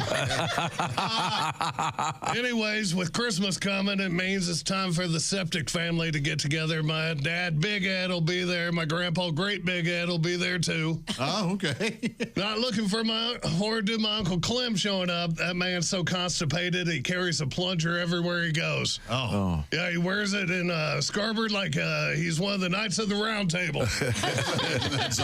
I dubbed him Sir Clogs-a-Lot.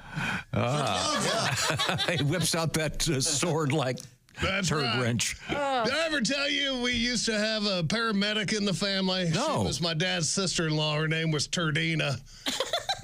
Really? Yeah, she was also a nurse. We called her Antiseptic. Sadly, she passed away earlier this June from a nasty case of pink eye. Oh, my. I didn't realize. Didn't know that was deadly, yeah. Yeah, luckily for the holidays, my Spanish cousin Latrina will be coming by this Christmas. Very good. Yeah, she's an idiot. Last year for the Christmas pitch-in dinner, she brought urinal cakes. Oh, he didn't understand. Yeah, the sad part was Turdina's kid Dookie took a bite out of one. Hey, Dookie. Yeah, I ended The up. kid's name's Dookie, Tom. Yeah, He's apparently also an idiot. that's the word on the street.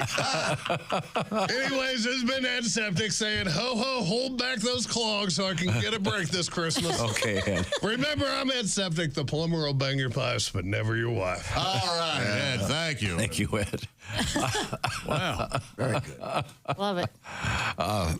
Sorry. College football, Tom, and sorry. the bowl games, and this year's trophy for my favorite college football bowl game. It's just happened recently at the Pop-Tarts Bowl. Now, you'll remember that this is where the winning team eats a piece of an actual giant Pop-Tart at the end of the game. Really? And it looks exactly like the mascot that's been dancing around. The mascot climbs into a giant toaster, and when the game's over, this Pop-Tart comes out of this giant toaster all cooked and ready to eat. Very disturbing display. And the winning team, they all take part. Well, the Pop-Tarts Bowl, a new feature, they're going to feature on this year's trophy for the Pop-Tarts Bowl, a fully functional toaster. The Pop-Tarts Bowl announced that the unique trophy, the first to include a working toaster, developed in partnership with GE. The toaster idea builds on fan and media feedback from last year's Pop-Tarts Bowl, which saw the first ever edible mascot. The 2024 Pop-Tart Bowl, Saturday, December 28th, 3:30. Following the conclusion of the game, the trophy will go to the winning team's campus, and it'll be. And I think we have some video of there it is. You see the slots in the top of the. I think they will put the Pop-Tarts in there. They pop out. Whoa! And there they have. It's a football-shaped toaster. Yeah. And did you notice that the trophy is wrapped in the Pop-Tart foil? That's awesome. Hilarious. Very cool. And it's a couple feet high. It's got a football on it. It's really it's a lot nicer than one would think. Yeah, it looks classy. It doesn't look like a toaster. It looks like a trophy that happens to be a toaster. It's cool. It's really cool. Like I said, quite elegant. Yeah. What's your favorite Pop-Tart? See, no, that's the thing. I'm dismayed by the choice of Pop-Tart flavors in this building. Iowa State, Miami in the Pop-Tart Bowl. What do you mean? What? Brown sugar. You guys frosted like the worst flavors. Frosted brown sugar cinnamon is the. No, cherry. Is the so those are the two worst flavors. They're not the worst flavor. Cherry? Yes. But brown sugar Why cinnamon? not just have a Robitussin pastry? What's your favorite? Frosted strawberry. It's the only way to go. Now, I would also contend that microwaving it is better than toasting. No. This is fascinating. I want brown edges. I want it to be. I do too. I've never even bothered microwaving. Have you seen the lady online? She's a British lady. She walks you through cooking, and she doesn't call it the microwave. Are you aware of this? No, what does she call it? Microwave. Yeah. just being funny or silly? I don't know what she's doing, but she's microwave. The microwave. Micro. That's nice. Wow. Put this in the microwave. Wow. You don't ever microwave them? No, but I will try it. Why do you say that's bad? Is there a gooiness factor? Yeah, it cooks them from the inside a little bit. Okay. Are you talking 1 minute? You ever take no. Yeah, at most. My brother used to do this, but he would butter the Pop-Tart and then put it in That's the a microwave. fantastic move, but Yeah. Buttering Pop-Tarts is always. That's nuts. It's a secret that we It's all very enjoy. American. Yeah. Yeah. Oh, sure. It's Sure fat. It's is. real fat. It's fat. Fat.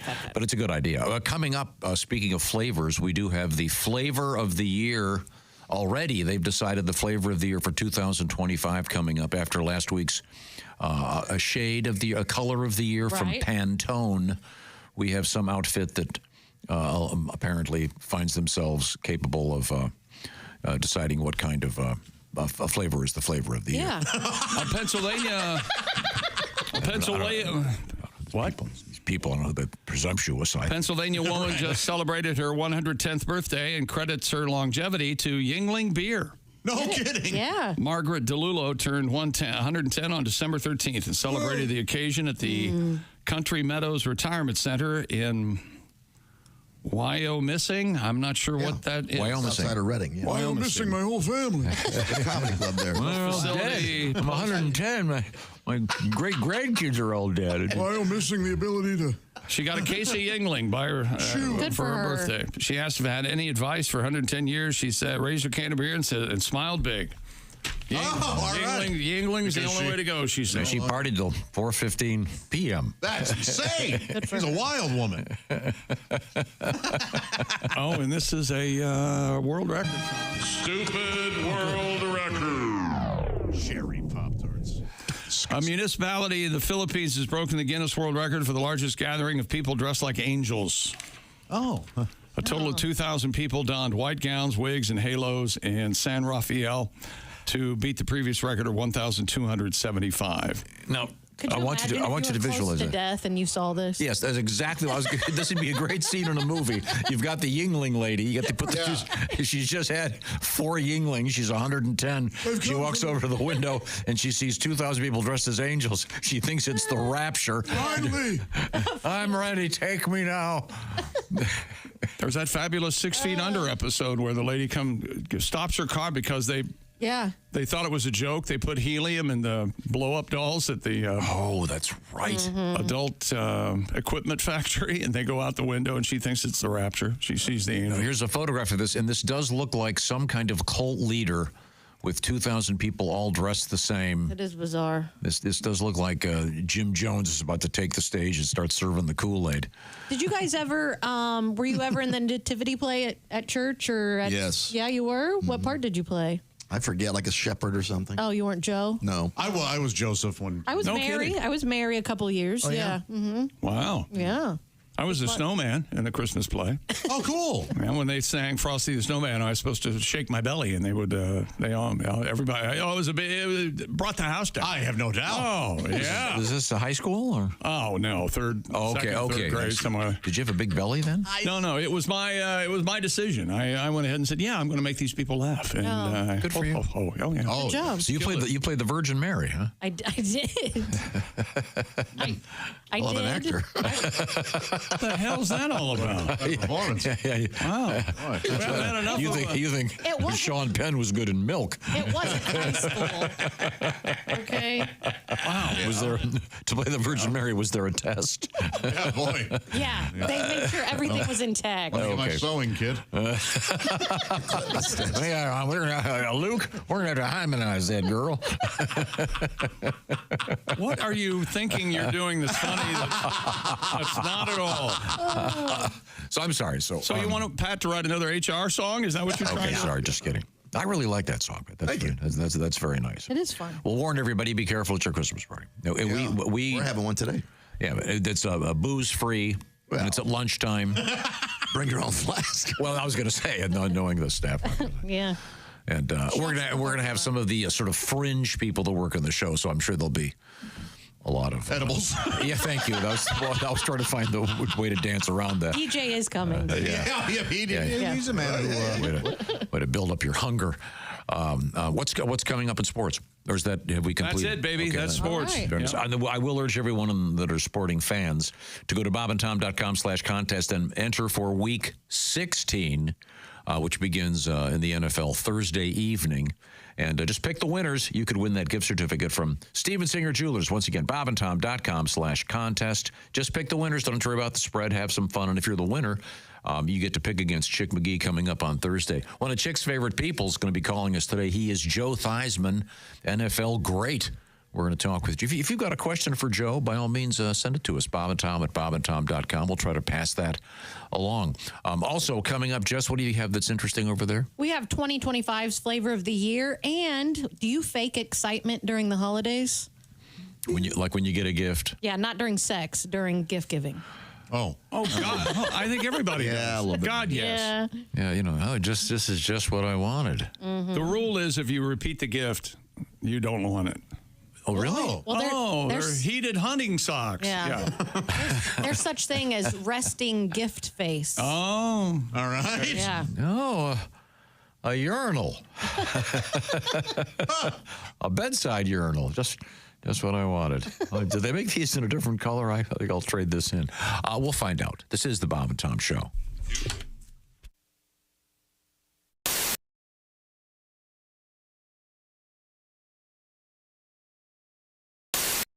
Tiki Barber here. Remember the days when I was a running back in the NFL? Well, if you're on your feet all day like I was, you get the struggle. The secret is Orange insoles. Their insoles are like magic for your feet and body. They'll help you kick hip pain, sore feet, and lower back discomfort to the sidelines. Feel better, do more with Orange insoles. Now, we have a request. Christy, do you feel like doing a little something over there? Something like what? Well, we have a request for Christy does a thing she does on occasion on stage with Henry Phillips. And I see. They are going to be working together. I don't know. We were going to use that as the tease to get people to Wiley's on Saturday to see the big. Well, the big show. The big that'd be nice, but there are a lot of people who can't make it. Didn't we hear a new version of the? Wasn't it? Yeah. Did you guys ever? Yeah, we did get that. Oh, cool. We played that. Yeah. Well, why don't we? Can you do the original? Do you know? That's the more politically correct version. Mm-hmm. Have you ever guys tried this on the air here? Have we? Yeah, I think we have. I don't know.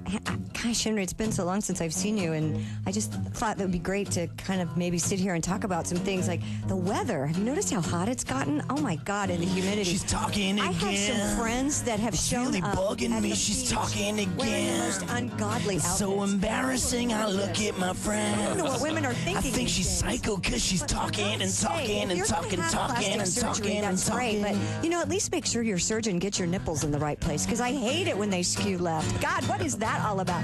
You would think. She's talking again.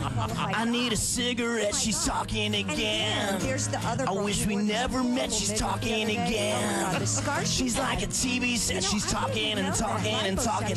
I'm gonna go insane. That cellulite was something everybody I'm in has, so horrific why pain. would you even do that to yourself? And then I think she's on cocaine. Scars, your stomach looks like a battleground. Maybe I now. need It's some not because she's attractive. talking and talking Oh my and God. talking and talking. I'll tell you what, if she I wears that don't bathing care suit about one a more word time, I you am gonna say. have to- You I don't know. already told that Strap stupid her to her story wounds anyway. and she's a I'm mirror. gonna get a 38 and blow myself away because you're talking. You look at yourself in the mirror and go, this is as good as I am ever going to look. Oh, my God. And to go out in public like that? What is she thinking? I was at a black tie event She's the other night. talking and again. The girl had It's on really this dress. bugging me. She's talking Her husband's again. in a beautiful It's so tuxedo. embarrassing. She I look has at on my this friends. Unbelievably low I think cut she's dress. psycho because she's I talking couldn't and believe talking. it. Here we are trying to raise money for a charity and her breasts are hanging out. She's talking again. Oh my God, she's 55 years old. Come She's on, talking lady. again. Press your age. What are you trying to prove? She's talking we all again. know that once you start drinking, you're going to hit on your husband's best friend, and that is not She's attractive. talking again.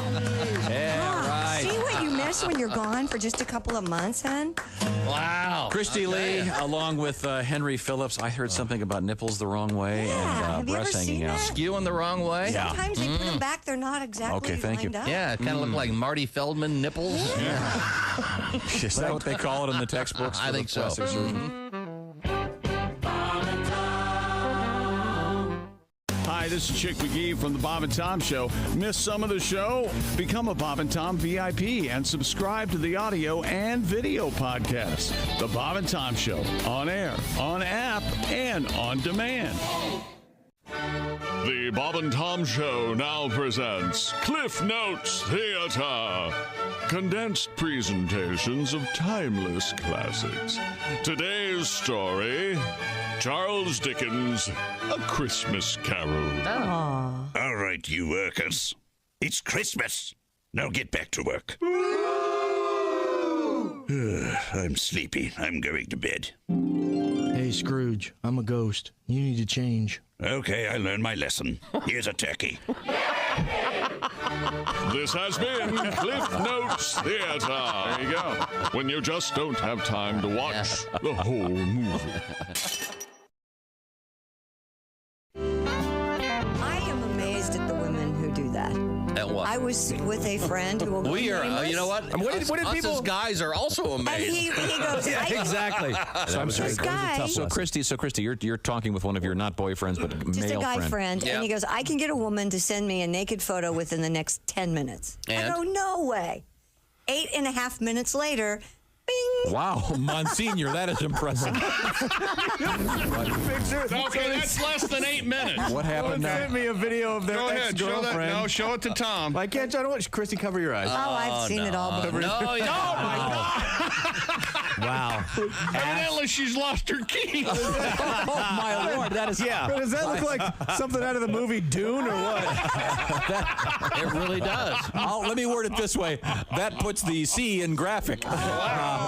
We must, I've got to, Wow. I've got to go. Hold on a second. I've got to go. That is a slut. I've got to. That is an ex-girlfriend. That's not someone making a sandwich, even though it looks like it. Wash your hands and make me a cheese sandwich. Oh, Mommy, why is that woman massaging two pancakes? Wait a minute.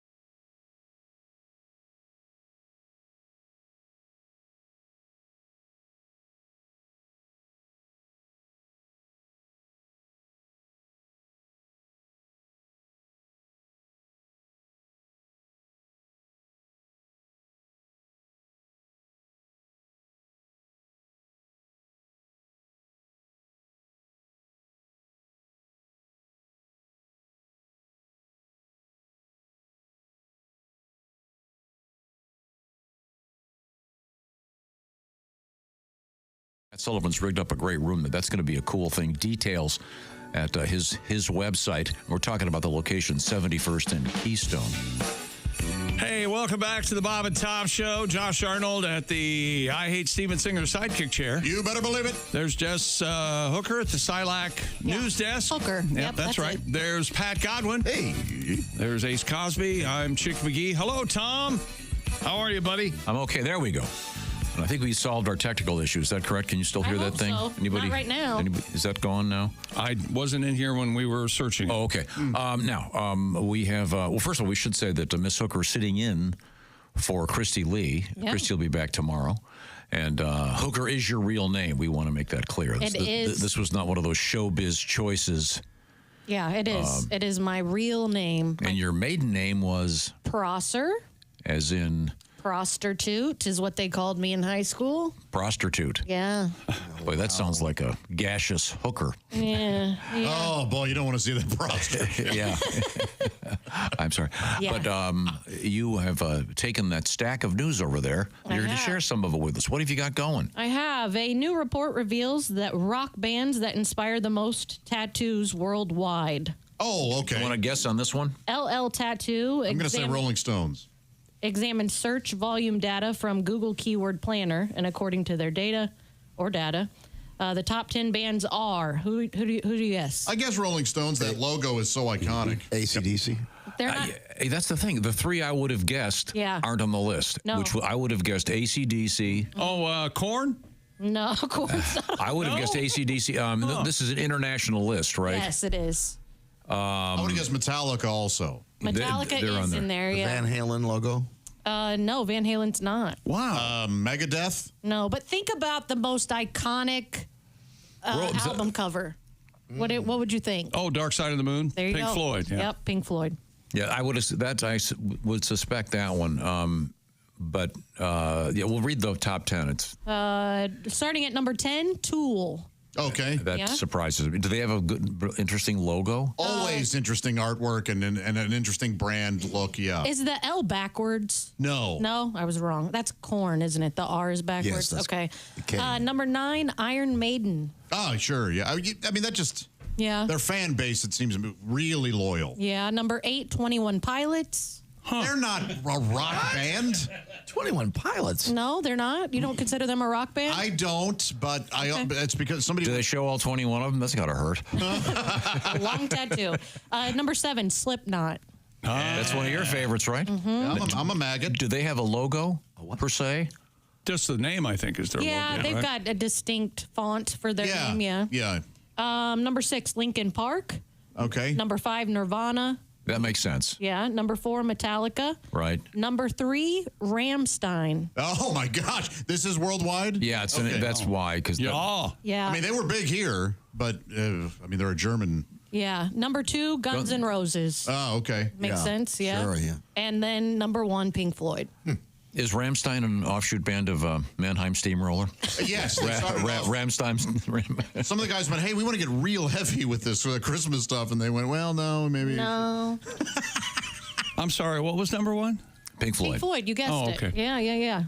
But I just understand that I certainly would have thought Rolling Stones because that's one of the greatest logos of all time. Absolutely. Yeah, I would assume. I wonder if, because right now there's a huge resurgence of classic rock T-shirts. I think that is the number 1 classic rock T-shirt. I'll see though. I go to my kids' elementary school, and they're wearing Grateful Dead, Rolling Stones, and they have no idea who it is. Is it because places like Kohl's, Walmart, and Target you can get those for like $10? Yeah, that's exactly their $9 T-shirt. Yeah. But also the artwork is great. Well, of course, yeah. And I mean, this is we've said this 100 times, but we've lost that in contemporary culture because of the internet. You don't even get to see there's no such thing as albums for all practical purposes. You rarely get to see the great artwork anymore. When you had an album, you had a piece of art. So yeah, the last great album artwork was Tool. Was their every one of their albums? They were really focused on the artwork. It's incredible. Here's some Rammstein, Tom, in case you. Oh yeah. Okay, go ahead. This is Du Hast. Does this have lyrics? Oh, yes. They're all in German. Okay. Everybody start goose-stepping. Du hast. That's it? Du hast. What does that mean? We looked it up once. I forget exactly. Du hast. Well, it must mean something. They're saying it a lot. If I remember right, it's "You Hate Me" or something. Okay. Oh, okay. Oh, really? Didn't sound like one of their love songs, now that I think about it. That isn't one of their Christmas tracks, is it? No, not a ballad. I'm dreaming of Du hast. Du hast is a German phrase, literally translate to "you have," H-A-V-E. Ah, all right. Okay. The name of the song of the German band, released in 97. It's a play on the homophones, du hast, which also means you hate. Yes. Oh, okay. All right. Well, that's interesting. You have and you hate. What is, we were talking about the most famous, or the most common, I guess, rock and roll tattoos. Mm-hmm. I wonder if Led Zeppelin, why that's not on there. Is that because they kind of didn't, they had that one like Zoso thing, I whatever was it going was. to say, what would you do from Led Zeppelin? Yeah. Just the name of the band. Okay. There's a Zeppelin-endorsed documentary coming out next year for the first time ever. Yeah. And there are apparently some unseen footage of the early days. Should be the good. the three are taking part, and Oh, cool. Very cool. Yeah. So was AC/DC not on the list? Not on the top 10, no. That really surprises me. Yeah. But yeah, I'll take some time later today and look up the top 10 T-shirts worldwide. So I would pretty much guarantee that AC/DC would be on that list. I think they're touring next year, aren't they? Yeah. Yeah. They are? Man, I've never seen them. Wow. Are they going to do, Ace, are they going to do arenas or stadiums? Stadiums. It wasn't it wasn't a super long list yet. It would look like there were maybe 20 places. Yeah. Okay.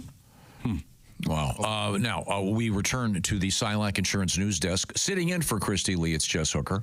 Colorado police arrested a DUI suspect who allegedly claimed to be a professional drinker. Oh, well. I'm going pro. Well, I hope the police officer was lenient then. I didn't realize. Practice. And correct me if I'm wrong, this is a right-to-work state. Okay? According to the Wheat Ridge Police Department, officers responded to the scene of a multi-vehicle crash and encountered the driver who told them he'd probably had 10 drinks.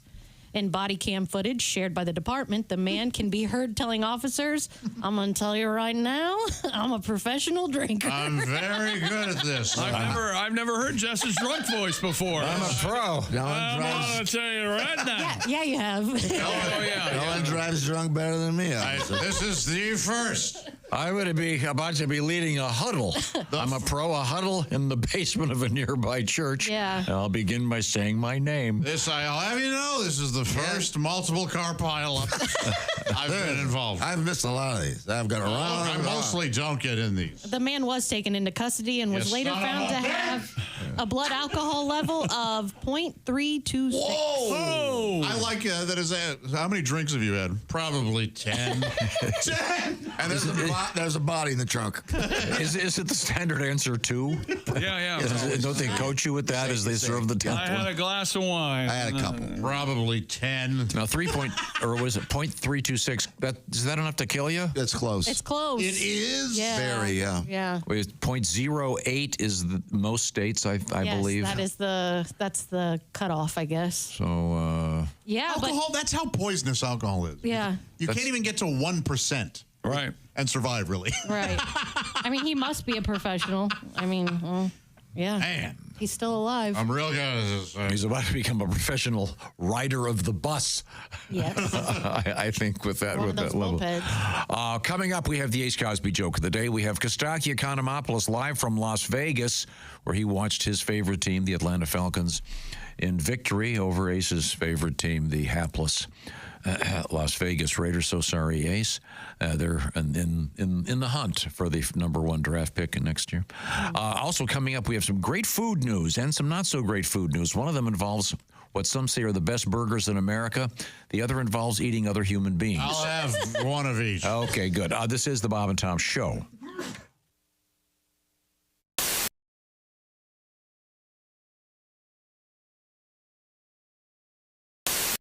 All right, where's my big bowl? Hey Josh, new orange insoles are in with that deep heel cup. You should see how deep this heel cup is. Deep-heeled cup, you say?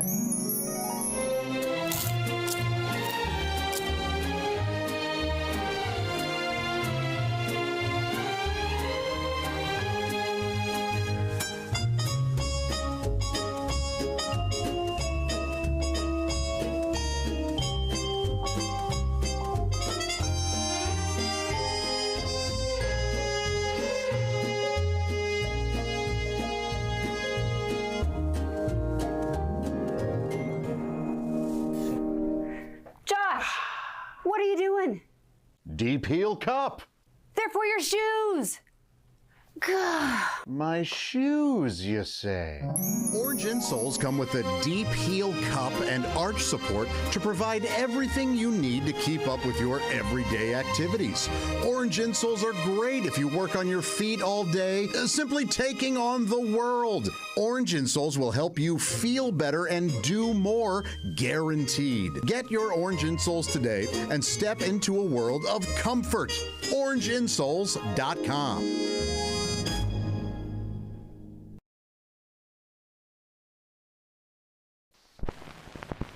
You never realize how much music affects you until you're told to sit still. Number 23 on the Billboard charts. Once you accomplish that dream, that's when you find out if that's really who you are. That's a life-changing feeling. As musicians, we're tapping into that whenever we can. We're all in.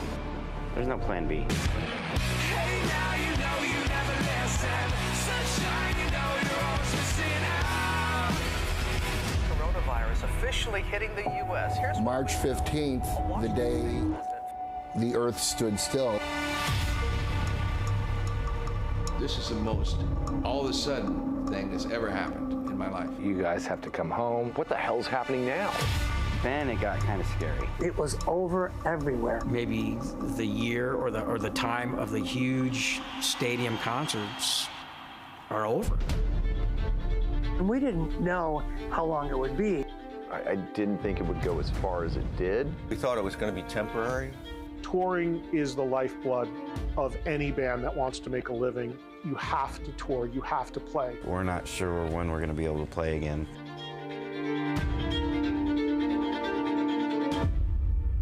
It's starting to chip away at my soul. This pandemic has impacted everybody in the music community. Sometimes I feel like, wow, do I even belong here, you know? Just heartbreaking, man. How are we going to get through this? Dude, you got to call Eddie. It's definitely tested us. Reduced capacity make it almost impossible for a band to play. How am I supposed to pay him?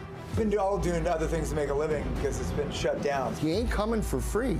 When you have something that you love and it gets taken away from you for X amount of days, weeks, months, you just appreciate it more. We all really took this for granted. I miss that a lot. My favorite part of my job was connecting with the crowd. It's the whole connection with humanity that is the most powerful thing. People need that connection with other people. It'll come back. It's just a matter of time.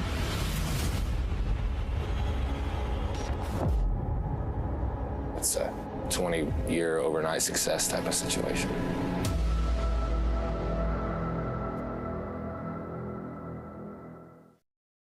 Come on, baby. Everyone's doing it. But I've never done it before. Your brother tried it and he loved it. My brother? What? Okay, I'm gonna turn it on. Ooh, I hope there's batteries in it. Batteries? The Bob and Tom Show, mornings on 95.7 QMF, Louisville's classic rock station. We should wake up with Bob and Tom every morning. Well, that sounds good to me. No problem here. Get up and get it on. Bob and Tom Show. Bob and Tom is Steven Seagal. Steven Seagal. That's right. Hey, Steven, how did you make your living, Steven? You know, I made my living in the movie. Oh, okay. Yeah. For the last 20 years, I've been a cop. Uh-huh. I understand Christy Lee is having some second thoughts about moving. No, she already moved. A lot of people don't know, but for 5 of the last 20 years, I've also been a real estate broker. Really? We had no idea. I love open houses, man. Sunday, I show up, meet the owners and say, you get out the car! You get on the ground! Yeah, it's crazy what happened. Steven Seagal! Yeah. You Steven Seagal! Yeah, I get that a lot, man. And then you Steven Seagal! Yeah. Hey, back up, man. That's it. You Steven Seagal! Oh! I made my living in the movies. I'm an ass whooping by Steven Seagal! For the last 2 seconds, I've been a bitch slapper. Steven Seagal. No, man. Wow, those, you have sound effects and everything, huh, Steven?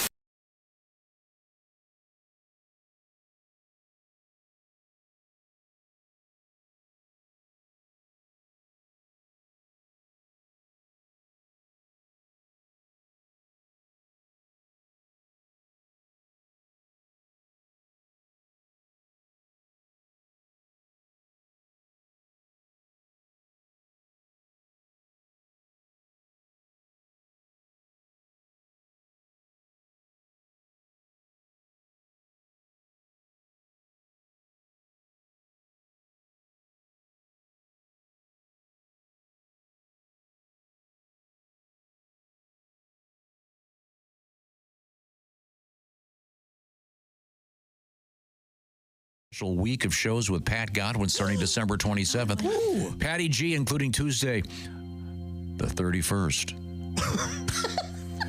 Hey, welcome back to the Bob and Tom Show. New Year's Eve. Jess Hooker at the Silac News Desk. Shut up. There's Pat Godwin. Josh Arnold in the I Hate Steven Singer sidekick chair. Ace With something Cosby's to say about it. Here. Yes, Josh, go ahead. Most other jewelers hate Steven Singer. You know, he flirts with their wives. And, That's not true. No, unbury yourself, please. That's not true. Of course it is. They hate him because he gives you the lowest price, and they can't do that. Every single day, Steven Singer Jewelers gives you that great deal, but no phony sales or fake discounts. Experience the difference. IHateStevenSinger.com. Well, thank you very much, Josh Arnold. And he happens to be sitting at that aforementioned sidekick chair desk. We've got a couple of emails we need to catch up on here. Well, we got a guest joining us, though. One might be the email of the year. Okay. Oh, there we go. Oh, nice room, Kostaki. Nice. Oh, yeah. No, Costaki Economopoulos. He's drunk as a monkey. Look at him.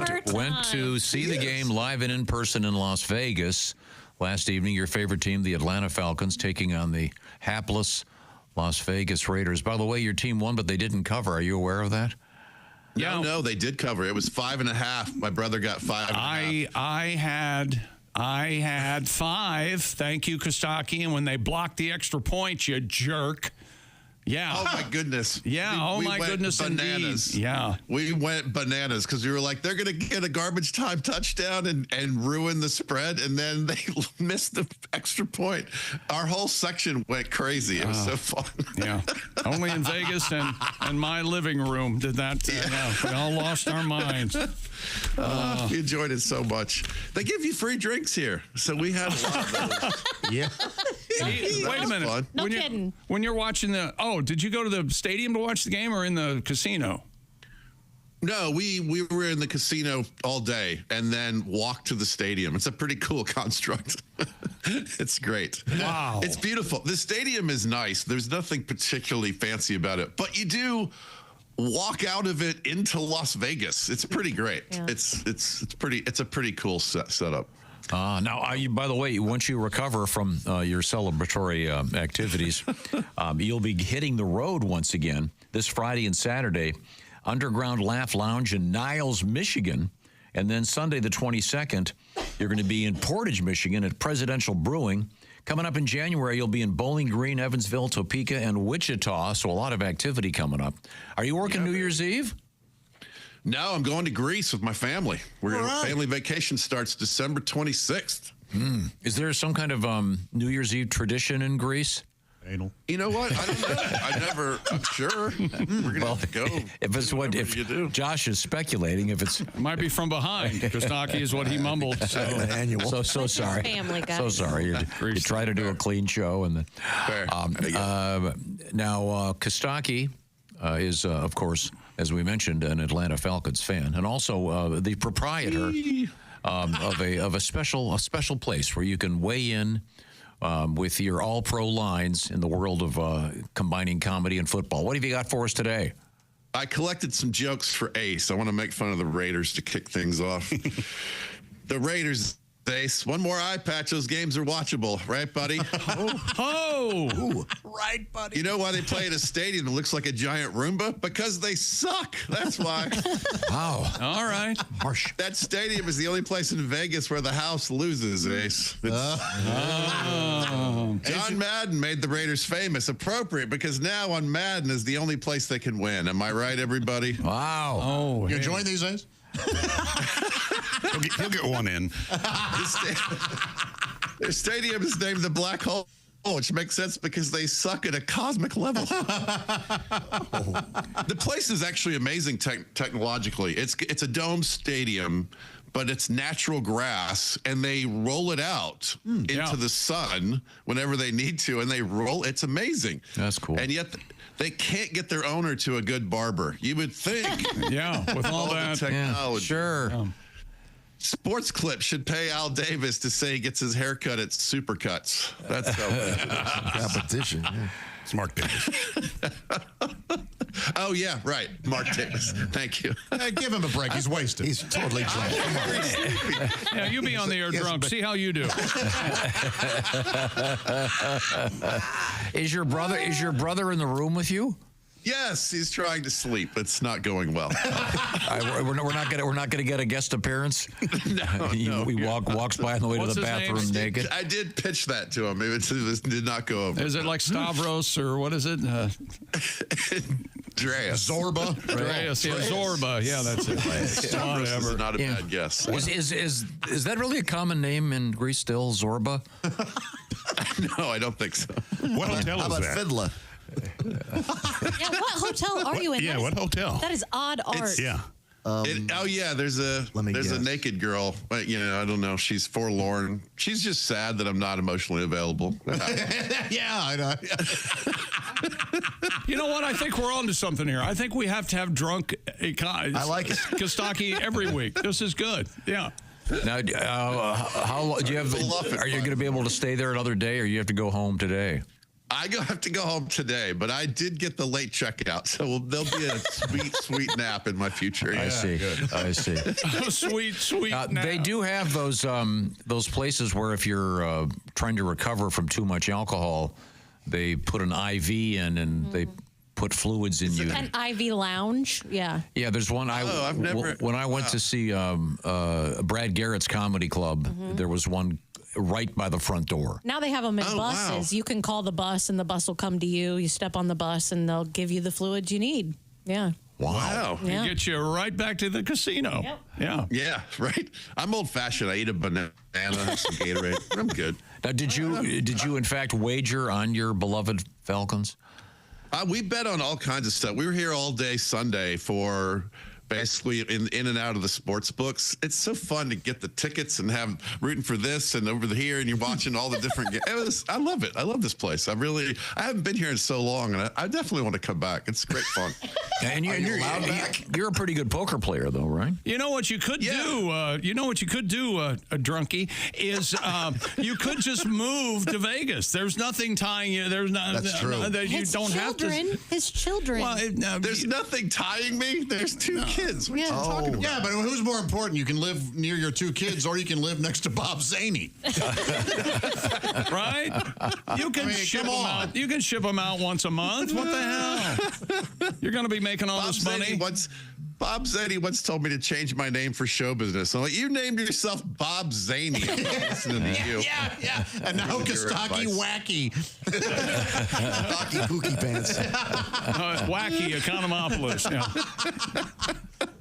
So not only did the Chicago Bears fail to score in the first half of their Monday night game, they didn't convert a single third down. Christian Science gets more conversions. It was, and apparently the Bears are taking the Christian Science approach to fixing the offense. They're just going to wait and hope it heals itself. Chick, did you see the clip of Mark Gastineau accosting Brett Favre? Oh, yeah. Oh, yeah. The New York Sack Exchange 30 for 30 documentary is up and running on ESPN Plus. Yeah. Oh, I haven't seen it yet. It's uncomfortable as the day is long to watch. Right. Yeah. That's what I fully expect. Yeah. Harder to watch than Brett Favre's time with the Jets, I bet. Yeah. Right. Does Gastineau still have the huge mullet? No. It's a little mullety. But he doesn't seem like he's in this dimension with us. He seems like he's... Too many hits. He looks crazy in the clips I've Very seen. much so, yeah. He wants to be in the Hall of Fame. Chick, do they make a gold straitjacket? They let him in. They're going to have to let a lot of loonies in, I think. Yeah. But he should be in. He was a giant story at the time, right? You think, well, you know the argument when they talk about the Hall of Fame, when you nominate somebody, the winning argument usually is, can you talk about the years that the NFL has been in existence without mentioning his name?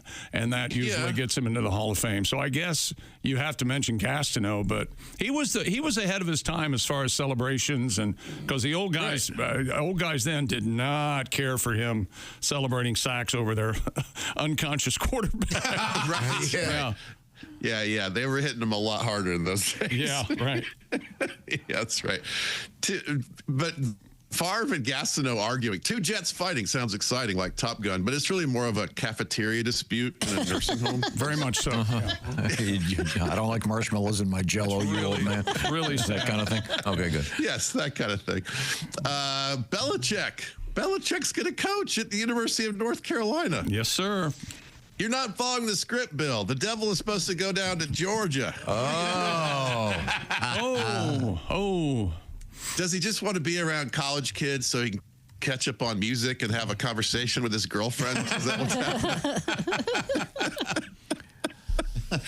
His coaching college football seems less like a news story, more like a sitcom premise. Old man on campus, Thursday nights on ABC. Bill, the Cowboys need your help. The Jaguars, the Bears, the Falcons. Why are you not coaching the Falcons? What happened there, by the way? He had 2 long in-person interviews, and then the Falcons just were like, nah, we don't want one of the greatest coaches of all. Why? Because you have to make wholesale changes to a thing that... Is there some amazing Falcon tradition that we were afraid to ruffle and change? Maybe because he couldn't bring Tom Brady with him. That does seem to improve his odds of winning games. We got to do the closer, Kostaki, so you can get back to bed. Let's see. I like bed. 2025 will feature the first ever regular season NFL game in Berlin. The German word for the Jacksonville Jaguars, football worst. Good night, everybody. Football worst. Football worst. Kostaki, as I said earlier, in Berlin, back in the day, if you were offsides, they shot you. You know, some of the greatest inventions have been discovered by accident. Drunk Kostaki is a great thing. Oh, yes. I'm gonna tell you. Do more shots. Every week. My vote. Good luck. Don't barf from the plane. Thanks, Kostaki. Thanks, guys. See you, man. Wow. That was fun. But not Blotto. I mean, he was okay. Oh, yeah, exactly. It was fun. Yeah. He was just having fun. Kind of having trouble steering the computer. Yeah. I think he was okay, though. It was fun. All Pro Lines. Check out Kostaki's website and contribute. Have some fun with the NFL. Let me tell you about Raycons, Tom, the fabulous everyday earbuds. And they solve a lot of problems this time of year. Gift buying decisions. Oh, what do they want? It's too practical. They probably already have it. That's where Raycons Everyday Earbuds make the perfect gift for anyone on your shopping list. The latest model of Raycons Everyday Earbuds, better than ever with new features like 32-hour battery life, multi-point connectivity that lets you pair with 2 devices at once. And they also come with active noise cancellation, which is a must-have for traveling and to escape the chaos around you this season. And the best part, Raycons started just half the price of other premium audio brands. So you grab 2 gifts for the price of one. Plus, everyday earbuds come in brand new, vibrant colors that make unwrapping extra exciting. Save big for the holidays and up to 25% off site-wide at buyraycon.com/Tom. That's 25% off everything on Raycon's website. Go to buyraycon.com/Tom. That's buyraycon.com/Tom. Thank you very much. Raycons are the best. Don't forget those full headphones. If you're going on a long car trip during the holidays, pop the kids in the back. They can pop those over their ears and blissful silence. You'll thank me. Once again, it's from our friends at Raycon. Coming up, we have drones in the news, of course. We have disappointing gifts. We have a great story about what may be the best hamburgers in America and the flavor of the year coming up. This is the Bob and Tom Show.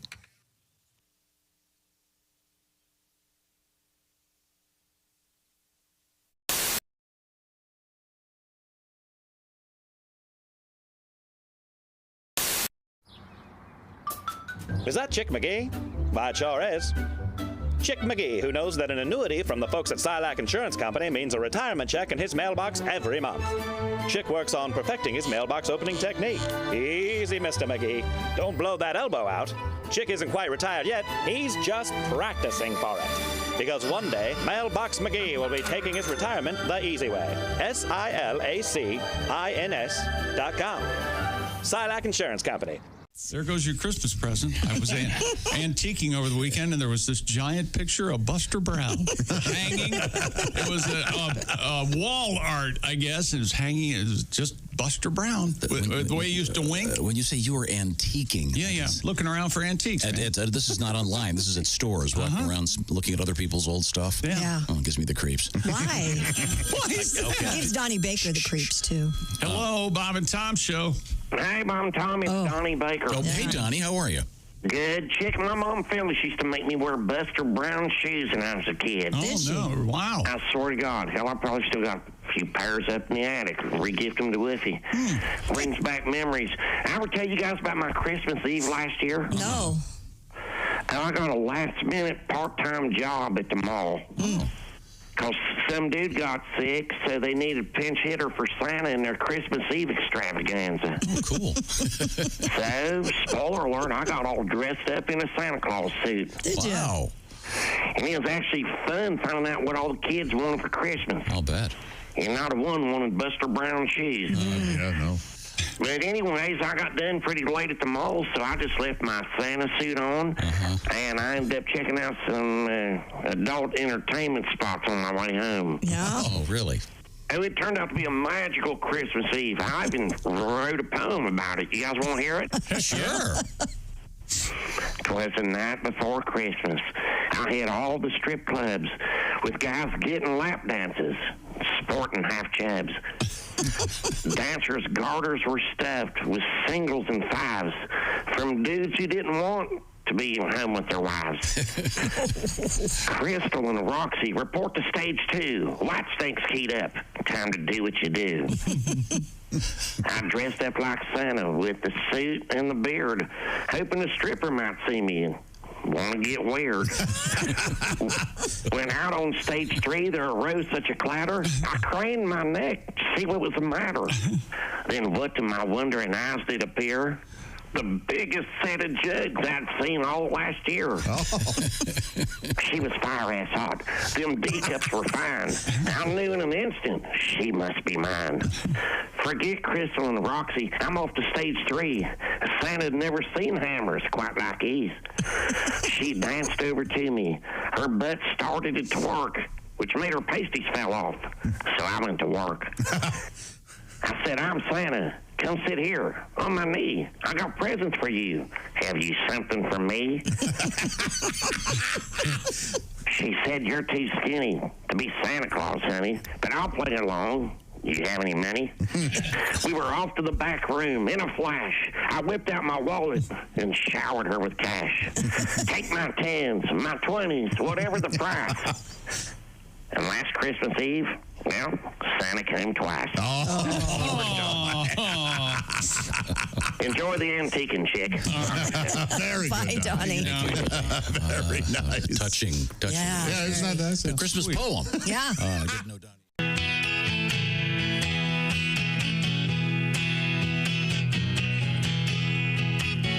people think China's listening to all of us on our mobile phones. Yeah, we Google something, they steal our info and get in our accounts at the savings and loan. Hey! My credit's bad, I can't buy a house, can't even finance a late model car. I wouldn't mind someone taking my name. Oh, give me a brand new start, yeah. Feel free to steal my identity. Steal my identity. Steal it! My mom, Catherine, her maiden name's QWERTY. 1, 2, 3, 4 is my passcode. My pet's name is Fido. Now you're in me. Look at all the stuff we owe. I had 2 surgeries with insurance, 1 on the back and 1 for the heart. They garnished my wages, couldn't pay my deductible. Take my name, give me a brand new start. Come on, feel free to steal my identity, steal my identity. Get my number from Social Security, 209-526-13. Child support's due, you can pay that too. Please steal my identity. BB, steal my identity. All right. Yeah. Great, man. Thanks. My favorite part is look at all the stuff we owe. Boy, ain't that the truth. I like that. Well, thank you, Pat.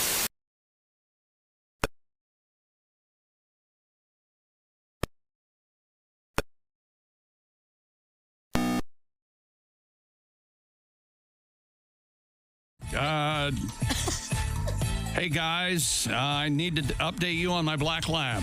Oh, okay. All right. We all love dogs in this room. Except Ace has a cat, of course. I'm not a dog owner, but I love dogs. My black lab has figured out how to roll the backseat window down in my Suburban. Hilarious. He would push the button down with his foot, then wait for it to go all the way down so he could stick his head out. The crazy part was when I got a new Suburban, the very first time he rode in it, down goes the window. Okay. I had to keep the child safety lock on to stop him from rolling the window down. How did they must have been the same. How would he know in the different? He just knew where to hit in that general. Right? Yeah. That's so funny. Dear Chick, I'm not sure if I can ever forgive you for introducing Tom to scoreagami. I foresee repeated references to meaningless, arbitrary NFL scores. Thanks a lot. We're all walking through this. Once again, scoreagami is. Was I talking? No, I think we need to establish what this is. It's a fascinating website that talks about obscure scores in the NFL because the score of, was it 48-42? A couple of nights ago, that's the first thing that's ever happened in the NFL. And you can review what scores happened the most, what happened the least. It's fascinating. If they don't get you to start promoting your girl, I thought it was fascinating. I think it's lovely. You that like it more than the people who work there. Yeah. This is once again, when I first heard about it, I said, "That's funny." I thought scoreagami folded. You see, because at least 6 or 7 times. It's such an elegant joke. Elegant. So glad I thought of it. Dear Tom, this is from Brian. Yes. I thought Angry America was Josh's job. You took that job talking badly about snowboarders. Oh. A-hole, we all share the mountain. No. No. That's what he said. I love that. Let's see. This is from Joseph. This could be the email of all time. Uh-oh. I've been a listener for almost 6 years. I'm currently in the Air Force Station in New Mexico. A few nights ago, I was out with the family running errands. We stopped to pick up a pizza for dinner. I was waiting to be helped. A gentleman walked into the store who I can only describe as Tom's doppelganger. Oh. He had a hat, glasses, Columbia button-up shirt, the whole 9 yards. My first thought was, oh my God, it's Tom. Before realizing it was more than likely a coincidence. I was picking up my order. There was some confusion as my wife had accidentally used her maiden name. Sounds similar to Macbeth on the order. Okay. When the worker read off the name, the man let out a hearty chuckle. When he looked at him funny, he said, Macbeth is Shakespeare, in a haughty tone as if it were lesser for not knowing the obscure reference. Before I could reply, his phone rang obnoxiously loud, and he said, excuse me, I'm terribly busy. Before answering the phone and talking at the top of his lungs as he stepped outside. I left the restaurant shaken, knowing that Tom has somehow cloned himself and sent him out to terrorize the far reaches of the country with his antics and obscure references. Thanks a lot, people. Keep up the good work. That's Oh, that sounds like fun. Thank you very much. What are you, Air Force in New Mexico? Yeah. I bet he's seen some Oh, he's seen some stuff. Maybe piloting a drone or two over New Jersey. What's happening over there? This is very, very special. I have an email from Jeremy. He has a humble request. He says, "You guys rock.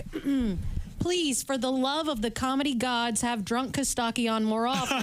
I haven't laughed that hard in a long time." Oh, it was fun. Yeah, happy to get Drunk Kostaki. I think we're on to something. Okay, they're very good, very good. And he's on his way to Greece after doing a couple of shows, as we mentioned. He's going to be doing a few shows before New Year's Eve, but he won't be doing a New Year's Eve show like Pat Godwin will be. What? Oh, yeah. But right now, I'll remind you, the Underground Laugh Lounge in Niles, Michigan, Friday and Saturday of this week. Sunday, the Presidential Brewing Place in Portage, Michigan, and then some other gigs coming up. But go see Kostaki live and in person. I'm sure he'll be a little more clear-headed when you see him. Dear Bob and Tom Show, I always carry $2 bills.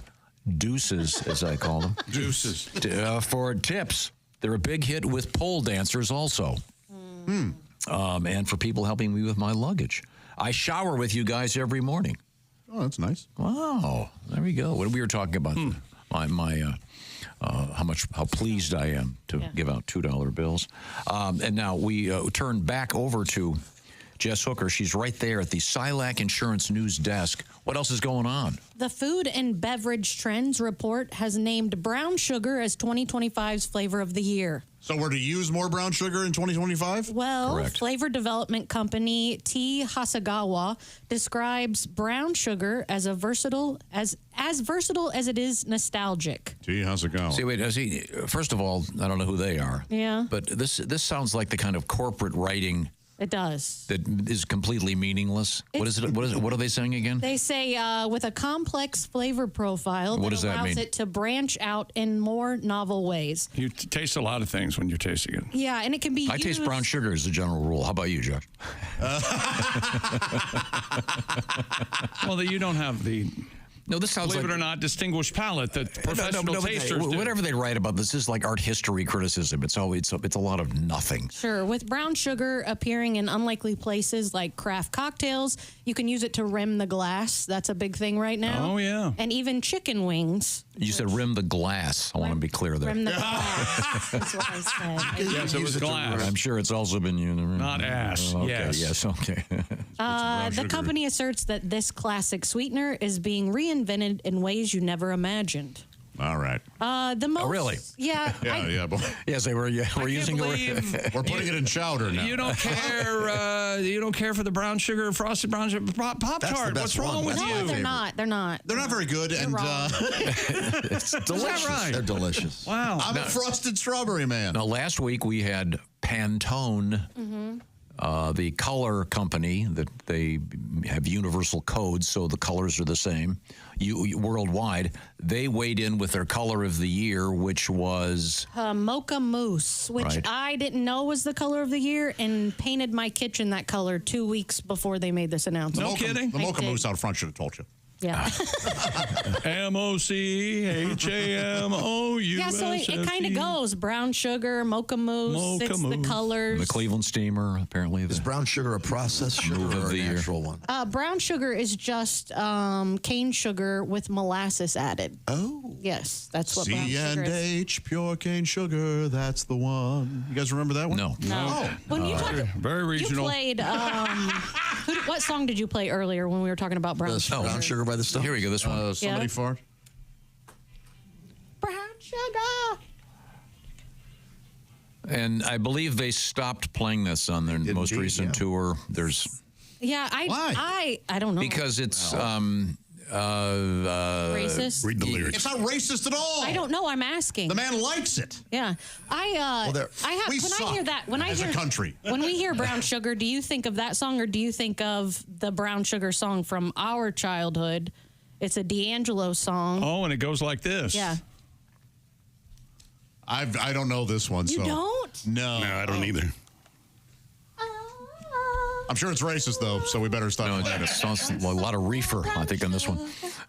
I love That's you know, here I am joking about how there's very little racism, and here comes I bet there was reefer smoke during it. Yeah. Great, yeah. That's how you can tell. There never was when the dead were doing it. No, they didn't just smoke it. My God. No, just Coke. So is that McCartney's favorite smokes is re-smoking it now. What is the name of the band?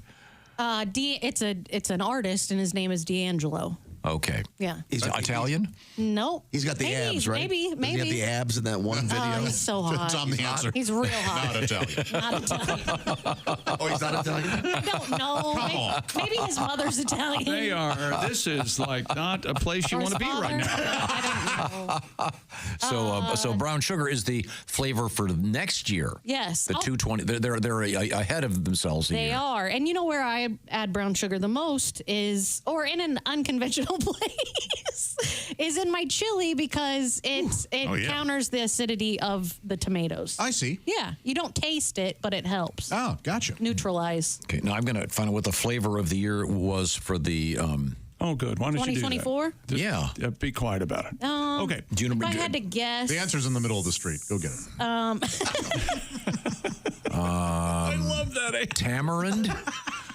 What? I don't even know what that would taste like. I know there's a tamarind seed. Okay. Famous movie.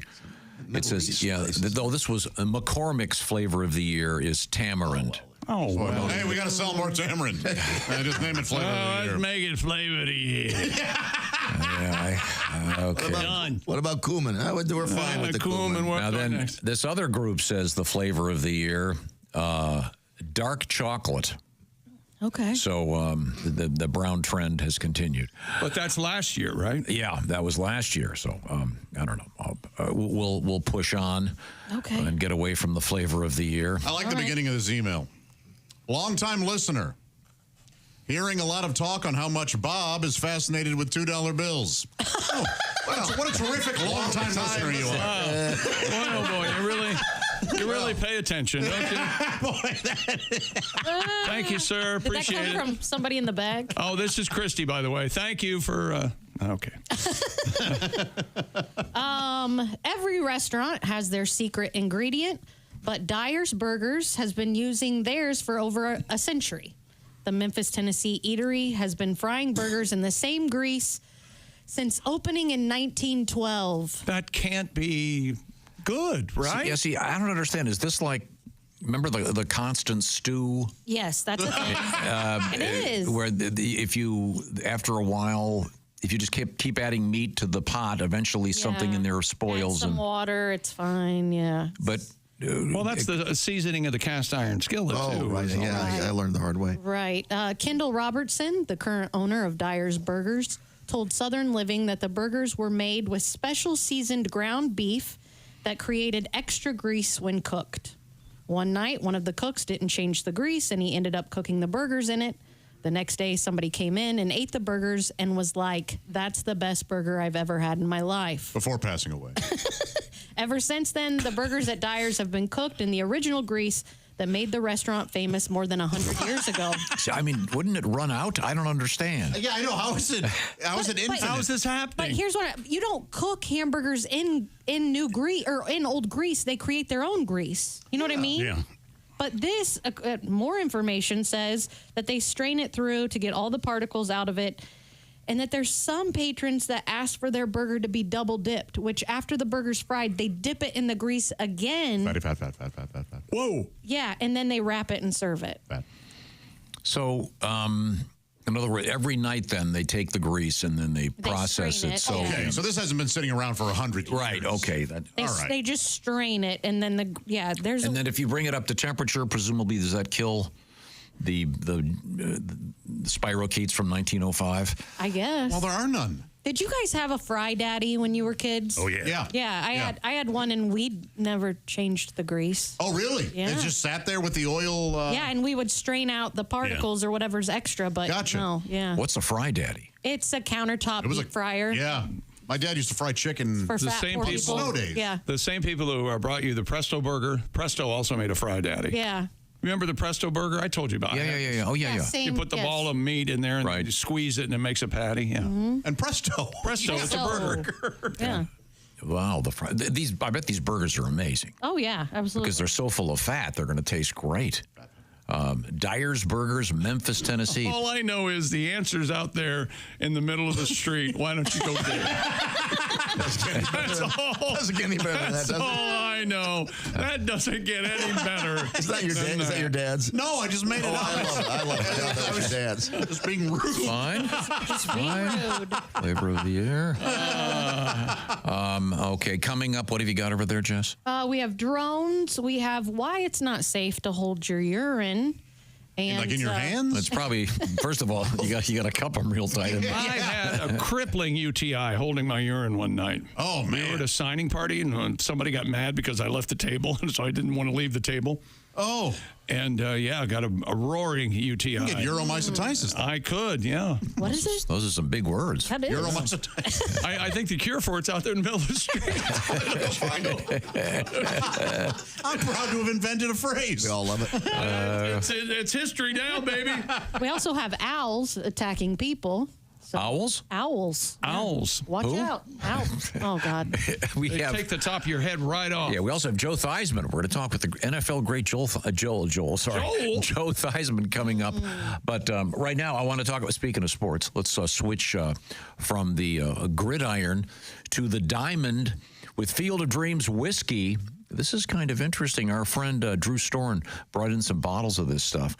Drew is a former professional baseball player. He was a pitcher, and in the bigs, as they say. And he and his buddies secured the rights to the famous Field of Dreams field, and they take that corn and turn it into bourbon. They have a special Field of Dreams small batch bourbon, which, by the way, is collectible. There's an image of a baseball player hidden under the cap. This is a limited edition bottle, and it is for sale, and you can buy it through the mail, if you will, in some places. You can actually go to stores in Indiana, Iowa, Illinois, Kentucky, and Ohio and buy it in person. Or you can go to drinkfieldofdreams.com for nationwide deliveries in some states. I'll give you a little preview of what and where it is available. By the way, as a bonus, there's a special exclusive offer for Bob and Tom Show listeners. 2 bottles of the small batch bourbon, $49 each plus shipping. Visit drinkfieldofdreams.com. Use the code TOM when you check out. That code is TOM, my name. Once again, it's drinkfieldofdreams.com.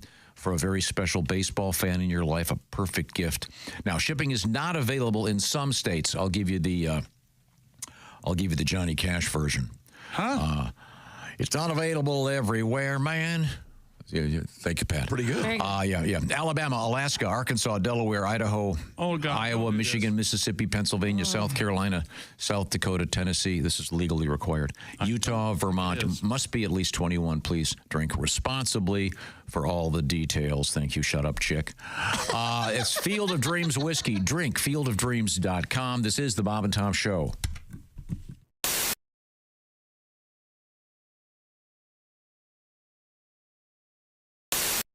Tiki Barber here. Remember the days when I was a running back in the NFL? Well, if you're on your feet all day like I was, you get the struggle. The secret is orange insoles. Their insoles are like magic for your feet and body. They'll help you kick hip pain, sore feet, and lower back discomfort to the sidelines. Feel better, do more with orange insoles. Comedian Dave Landau has joined us. You've brought your best friend along, I understand. He is Matt McClary. I have not met Matt prior to this. Matt, how are you, sir? Oh, I'm great. Thank you for having me. You're very welcome. Now, I'd like to clarify, because there seems to be a certain awkwardness in the air. Yeah. I think I can facilitate getting you less ill at ease, if you will. Okay. I don't think I'm the one who needs to be put at ease. I think that's everybody else. That's precisely what I want to do. You are let's see, what's the word I'm looking for? Not victim. That would be too awful. Victim? Let's not do that. That could potentially be. That could be everyone else in the room. Yeah. What the hell are you talking about? You have Asperger's. Yeah. I mean, I feel like I'm like Mr. Bean if he might have a gun on him.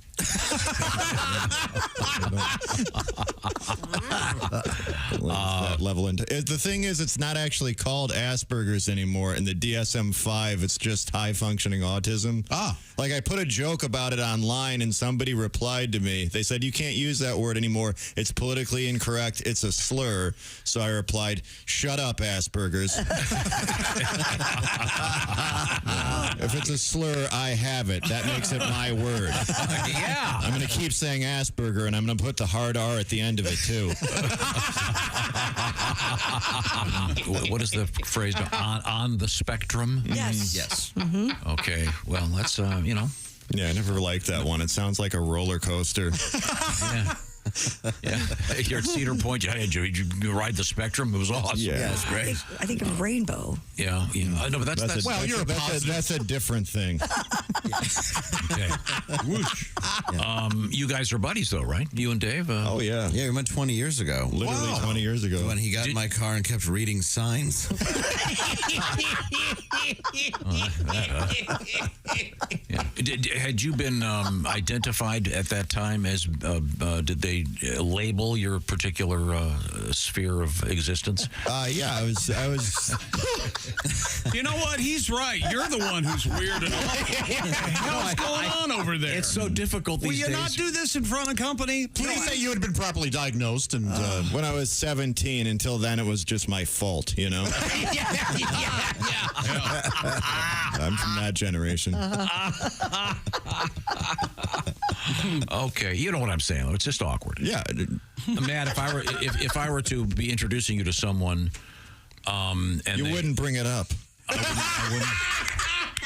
No, I wouldn't say don't be concerned about the blank stare and the weird attitude. And I would just say, hey, you figured out yourself. You're on your own. I can't figure it. This is the perfect storm. Is what this is. I can say, look, I know this guy seems like a total weirdo, but he's on the spectrum. This guy seems like he's right. You wouldn't say any of that in polite society. He's like all of us. He's doing the best that he can. Well, I'm a performer. I might be turning it up a little. There's a human being under there. And you're here. I blame Landau. You knew all this would happen. You're smiling over there, Dave. Look at him. Well, the church burned down and no one knew what Pentecost Baptist was going to do. The brimstone got so dadgum hot it burned up a church bus in the parking lot. In a panic, the Reverend Dr. White called up an ex-member that hadn't lived right. He owned Joe's beer joint right across the fence. It's the same Joe's he'd preached against.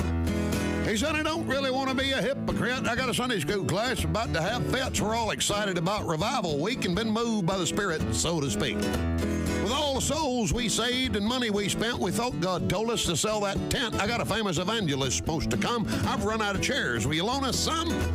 Joe said, well, y'all can just use the whole dang place. Ain't nine on a jukebox, Amazing Grace. I ain't supposed to be open because of them blue laws, but we'll open tonight if it's all right with you. Preacher says, well, I reckon it'd be okay. The good Lord works in mysterious ways. Is going to talk about Joshua, Judges, and Ruth, and I reckon I could do it from the DJ booth.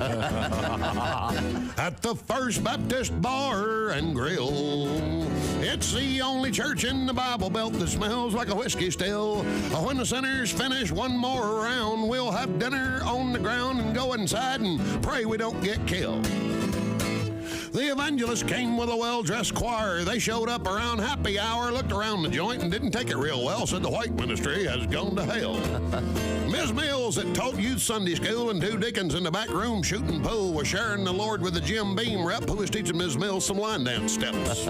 Reverend White was reading from the book of Luke to a tall drunk trucker about to puke, had John 3:16 memorized, trying to dry him out to get him baptized. The evangelist yelled about the lights and the beer, said, White, you can't save any souls in here. This place ain't nothing but a den of sin. Ain't the kind of place Baptist ought to be in.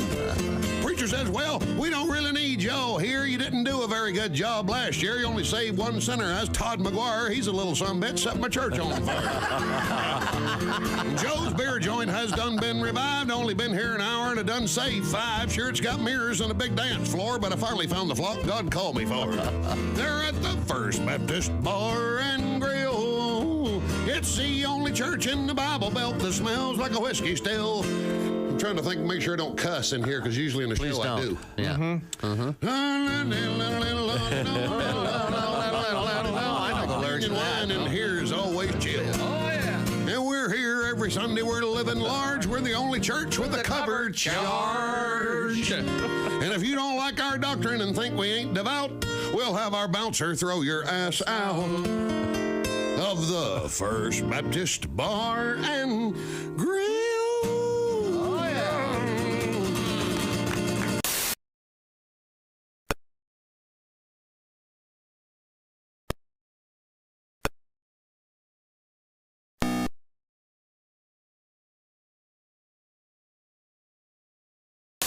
Charity project benefiting the Hamilton Southeastern Education Foundation. That'll be fun. And we'll give you some details on that. Also, money for something coming soon. I'm talking about all $2 bills. Welcome back to the Bob and Tom Show. If we don't get $2 bills from you for our... I've already sent someone out on a mission. Christmas show. Oh, I know what it's going to be. Oh. I don't want to ruin it. I'm not going to say it. No, you have no idea. I bet I can guess. No, you're guessing wrong. I hadn't Jess thought of is that. here and Josh Arnold. Oh, don't sound so excited. There's Pat Godwin, Ace Cosby, and his jokes. Tom, I'm Chick. Hello. That's coming up. But first, there's a special request for a Pat Godwin song. There's an email for a Pat Godwin song that we'll be doing tomorrow. I'd like to see it. It's from I have it right here. It's from Reindeer Games, which is my first Christmas CD. I have something new for you, though. Brand spanking new. Ooh, okay, are you going to play holiday treat? Are you going to play guitar with this one or just? I don't know. I don't know. I just have the guitar in here. Okay. Keyboards in the other room. Oh, is it now? This is brand new? Yeah. All right. Is this Christmassy or? Of course it is. And it's a Bob and Tom exclusive, brand new hit. Today's our office party. It's Christmassy. Do you feel the true meaning of the season in the air? I do. Oh, you better keep up. Get faster Wi-Fi. Store your gigabytes up in the sky. Techno Claus is coming to town. He's bringing a switch, a USB-C plug, and a new self-heating keep your coffee hot mug. Techno Claus is coming to town. Phones update when you're sleeping. The new system has a glitch. I heard some dad scream just now, son of a bitch! Oh, you better save up. iPad prices are high. You'll spend a few grand just at Best Buy. Techno Claus is coming to town. You're going to need an external hard drive. That'll cost you a couple $100. Oh, thank you very much, Ending, huh? Patty G. That's nice, yeah. Techno Claus, was it? Techno Claus. No, well, Yeah, that it was hard, apparently hard. just for the one time. Well, he was more hurtful than my hearty heart. He's always hurtful. How's Josh? Hey, that's damning with faint praise, I believe. No, I was just trying to get it straight. Perhaps you should. I know what you were doing. The entire hook you're suggesting unclear and not valid. The whole premise. Perhaps you should play your reindeer games or something. Maybe no. No, I like it. You know, sometimes you think of Techno Claus, and then most of the time you don't bother putting much paper. But in this case, you did. You went, hey, you know what? I'm going to do what Tom does, Josh, and would you like to give us 3 minutes of your valuable comedy time? And then I'm too fat for Christmas. One of those deals? Yeah, one of them. You know, I was thinking of something like that. for Christmas. I like porn. Pieces and whores. Whores and porn. Pizzas and porn. Pizzas and porn. I'm Josh. I love pizzas and porn. I mean, you're right. I don't know if you can tell, but we're all ready for a vacation. You guys, it's fair criticism. My fat jokes certainly don't have the timely appeal of shopping at Best Buy. But Pat, I think you alluded to it for Josh. Pizzas and porn. Pizzas and porn. I love Christmas pizzas and porn. We can work on that. Okay. Coming up, we're going to change the tempo of everything. We're going to check in with distinguished NFL great, Joe Theismann, a guy who actually knows what he's talking about in the world of sports. Thanks. And he's going to talk with Chick McGee, who also knows a great deal. Can't wait to look at him. Play Techno Claus twice? Of course I will. Well, there you have it. I enjoyed It's a the hit. I enjoyed the USBC reference. I had all the details. Very, You very, just know jokes. very contemporary. No, It was fun. it's very contemporary. Oh, yeah, you Googled, technology. The frustrated dad who has to ask his kid to help him. That's me. No. Here's what we're going to do, Pat. We're going to do a palate cleanser, and then we'll get another song out of you. So grab that guitar. And ladies and gentlemen, without any further ado, Who's that sexy man with a deep voice? Ace Cosby, here he is with his joke of the day. Hey, Chick. Yes, Ace. What do you call it when Santa stops moving? What do you call it when Santa stops moving? I don't know what. Santa pause. That was Ace Cosby's joke of the day. I think we're missing something in that. Santa pause, like on a VCR, you would pause. But pause. Maybe an animal should have been brought into that. I don't know. What do you? There's Santa's a pause button. stopped moving, but pause. Joke of the day brought to you by Omaha Steaks. Save 50% off gifts from Omaha Steaks. Go to omahasteaks.com and use the promo code BTS for an extra $30 off. Minimum purchase may apply. Thank you very much, Jess Hooker, over there at the Silac Insurance News Desk. Now, Pat, do you want to do your special request over there? Are you in the? Do you have that thing down yet? Tomorrow. I'll send you the email, and we could do it next break. I'm going to have to actually go over it in my head. I forgot the chord changes. Okay. Well, we'll certainly get to it that. Makes sense. You were so focused on. Well, I've been working for 2 weeks on Techno Club. Yeah. I went to Best Buy actually. Walked around, wrote things down. Everything was USB-C plug. I'm not here to buy. I'm just doing research. for a song. Everything was up there. You may have seen me on the big screen. Can I help you, sir? I said, yes. Could you punch this song up? And I like the courage of techno. It doesn't even rhyme with Santa. I mean, we're not even. No. I mean, everything was on the page, though. That's for sure. Yeah, no, my goodness. Yeah, he put in the effort. I'm too fat to open my gifts this Christmas. I liked, the nice Wi-Fi reference. Spoiled. Yeah, the nice Wi-Fi reference in the beginning. My gift. I can't reach my. I don't have a joke. I don't have a joke here. I'll just scream, "Son of a bitch!" as loud as I. Wow, that's part of the song. I'm so sorry. I have an idea. Jess Hooker? Yeah. With the bright red sweater on, getting ready for the Bob and Tom Show Christmas party at lunchtime today? Yeah. What's on the menu, by the way? I don't know. I thought you were in charge of that. I am. No. There's a chance we're going to all show up at this place and go, what are you guys doing here? Do you guys trust Peter to feed you well? Yes, okay. I think the food's very then good. Shut up. Okay. There you go. Merry Christmas. Love is everywhere. Hungry Claus is coming to town. Hungry Claus. Hey, I've been working on that for weeks. I'll eat you and you sleep. Son of a bit. We've got to do Hungry Claus right now. Hungry Claus. Is there like a is it? I always get it wrong. It's not Ozempic is the diet drug, not Otezla, but I think that's different. Is there like a Santa's on Ozempic? There you go. Wasted away. Yeah, that'd be funny. It's kind of a Only even thought of that. kind of a thin Santa. Cookies down there. Santa Claus, pretty good. Yeah, timely. Does Ozempic Claus fit better than Techno Claus? Hungry Claus is coming to town. Okay, sorry. It's a 4-hour show. We don't even have time to squeeze in. No, I don't. No. Okay. No. Coming up, Joe Theismann. We'll talk with Joe. I hope he's not listening right now. If he is, Joe, you can always pretend you've got something. That'd be more. embarrassing if he heard Techno Claus.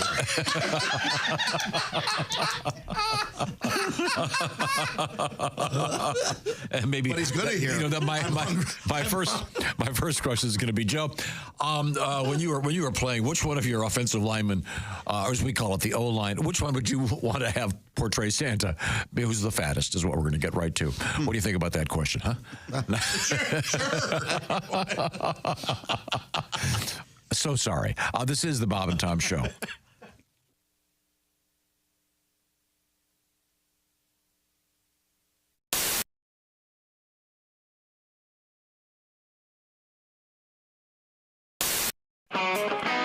course, our house band today, the Black Moods.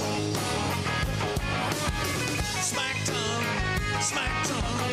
It's time now to smack Tom. He's been running his mouth again. He's been pissing us off again. Smack Tom, Smack Tom, Smack Tom. I'll handle the lyrics. And we smack Tom.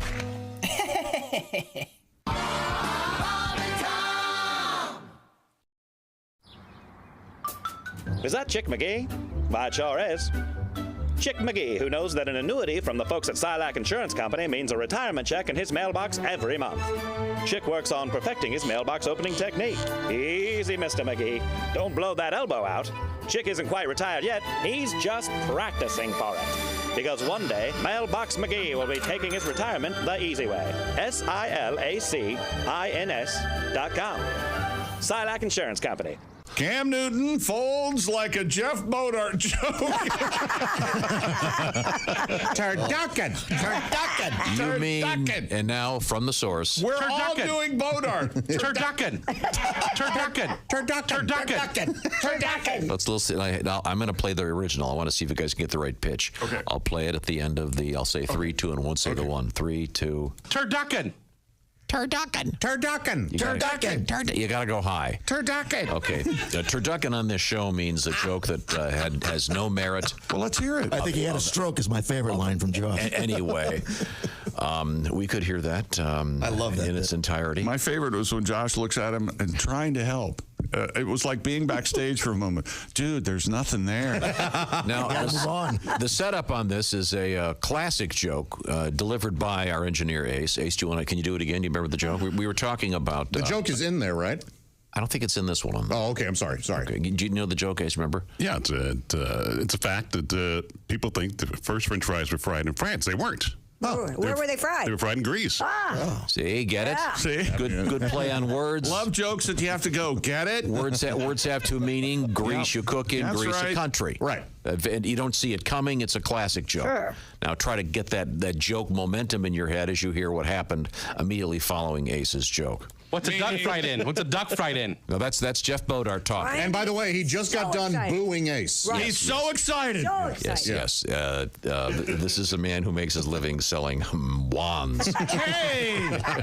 No, he's a stand-up comedian. Yeah, that's his side hustle. Okay, it's a side hustle. Okay. So once again, Ace says, okay, they're fried in Greece. Okay, get it? Okay, here we go. And then here's Mr. Bodart. What's a duck fried in? What's a duck fried in? Turkey. Now, I want you to know, I did not pause that. No. That was genuine. Stunned silence. I mean, that's a full 2-3 seconds. We never have that. Silence. Yes, everyone is sort of processing. I think we're all going, okay, What? why am I not getting this? Yes. Right. At first, your brain goes, I don't get it. And then you're going, why don't I get it? What am I ignorant of? It must be some inside thing. And then we all realize none of us are getting it. And then we're laughing about that. And that's where we pick up the joke. Turducken. And then he Turducken. Very. And then he takes ownership of it by saying it again. Yeah. Which is what I am famous for. If at first you don't succeed, Say it again. say it so many times, they'll laugh just to make you stop. Let's get back to the momentum of the lack of a joke here. And this is what happened next. That isn't even a joke. He may be having a stroke. Now, I have tried to say that isn't even a joke. Yeah. Yep. Now everyone's laughing, and then someone submits that he may be having a stroke because he seems to be so upset, and then it goes here. It's as bad as that crap over there. That is not a joke. Now he's accusing Ace of telling a bad joke. I enjoyed the joke very much, Ace. Ace's was a joke. Yes. It was a classic joke, I think, and probably in the Joke Hall of Fame. And then we continue. Wait a minute. No, What does a duck fight in? No, it's a duck fried in. Oh, what is a He's duck fried in turkey. Yeah, turducken. Wow, Jeff, there's nothing there, man. That's the beauty of the end of that is it's It's like two comedians have just come off stage. They're driving home after the gig, and Josh looks at him and goes, "Hey, the turducken thing, there's nothing there. There's nothing there. You can't. No, Because I maybe fix that." out of all of us in the room, we're giving him the biggest benefit of the doubt. Yeah. Because you've been there, and yeah, sometimes you just gotta tell them no. To use the word concept wrong, conceptually. Concept really means like gravity, but nevertheless, conceptually, what he's trying to say is when you make a turducken, that was popular a few years back. What is it? You take a boneless chicken or something and cram it inside a duck, and then cram that inside a turkey. Is that the deal? Yeah. Right. But you don't always fry them. No, you don't fry them. I suppose you probably could. You don't, but you don't. And the turkey punchline relies on the grease punchline. Right. So it doesn't even stand on its own. No, not at all. Yeah. So that is the. If you really want to get into it, this is a new feature on the show we call Joke Autopsy, where we take a joke to the morgue and could be start here all night. doing some show. And you know, if you talk to Jeff, he still thinks it was funny. I know. And claims that people have got to have his back. No. No one can. I would like to see the exegesis as that is. You lay it all out for me. There's no way. What is a duck fry? Jeff, there's nothing there, man. Who's that? It's Cosby. Here he is with his joke of the day. What did the judge say when the skunk came into the courtroom? Oh, what did the judge say when the skunk came into the courtroom? Odor in the court. That'll be getting told in courts throughout the country. Odor in the court. Oh, man.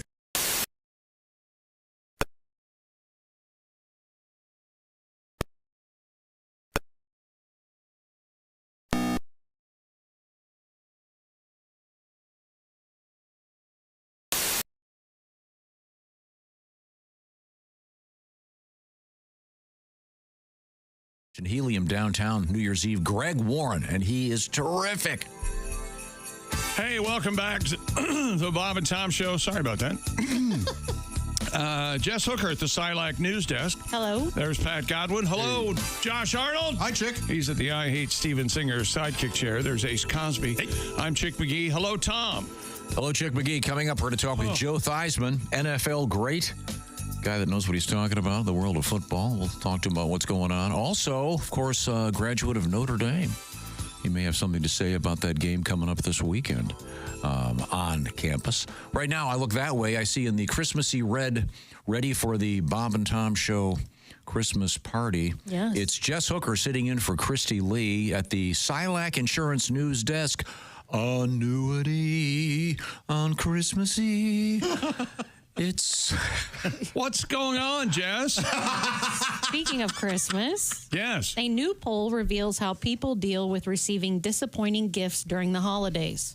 According to the survey, a survey of 2,000 U.S. adults conducted on behalf of Scotch brand, the tape people. I like Scotch tape. Yeah. They're the workhorse of the industry. Yeah. That's one of those things I buy constantly. And they have so many different kinds. There's like the purple and the green and the red and the yellow, and they all do different things. Did you know this? Yeah.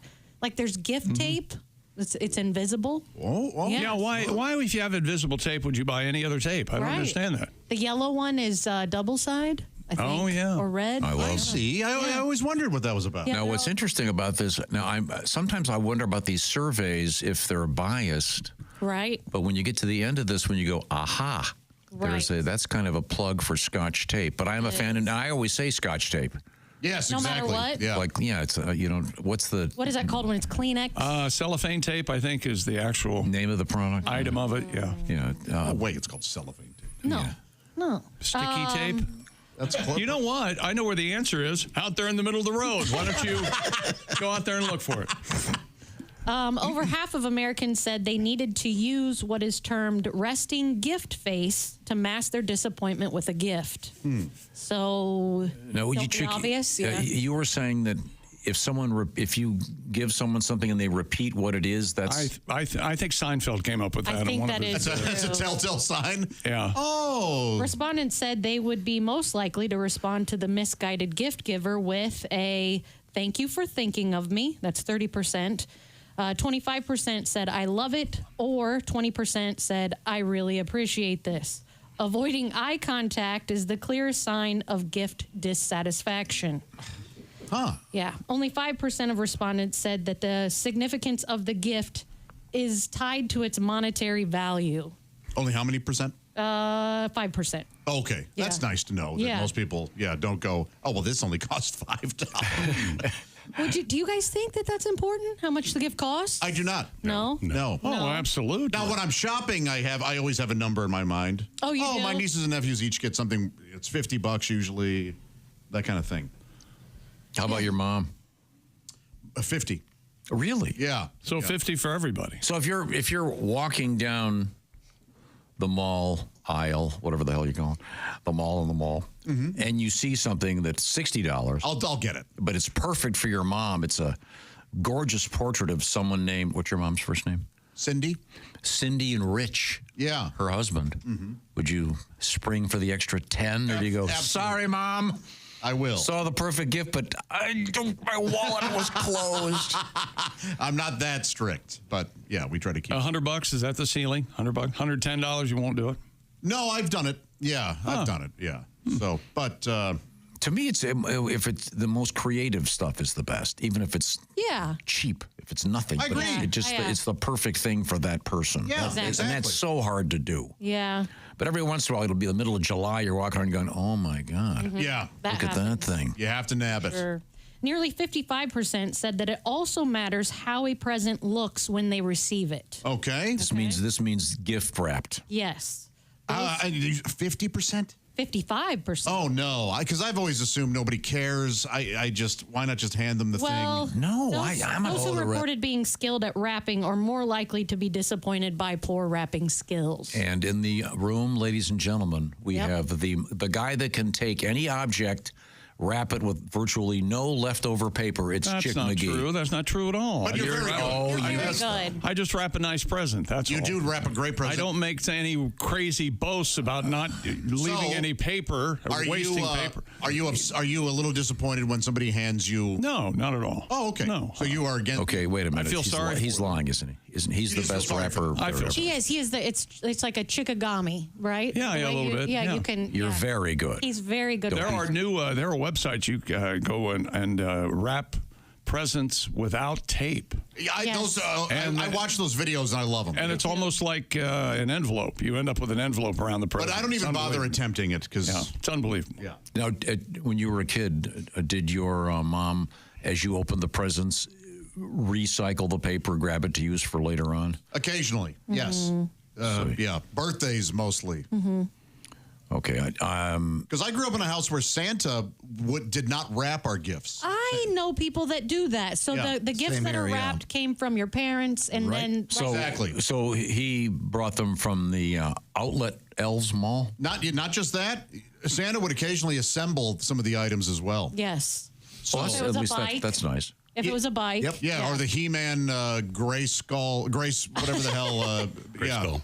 Grace Skull. That was set up and opened, and yeah. But that's still a thing, though, when you have kids. You end up spending Christmas Day on the carpet trying to find the GD Allen wrench that came with a thing that you can't find, and you don't have one in your toolkit that matches. And that's part of the You're out there with the hatchet wondering maybe I should just lop off my foot. It is part of the experience, and I'm just an uncle, but I shouldn't say just an uncle. I'm a very important figure in the lives of my...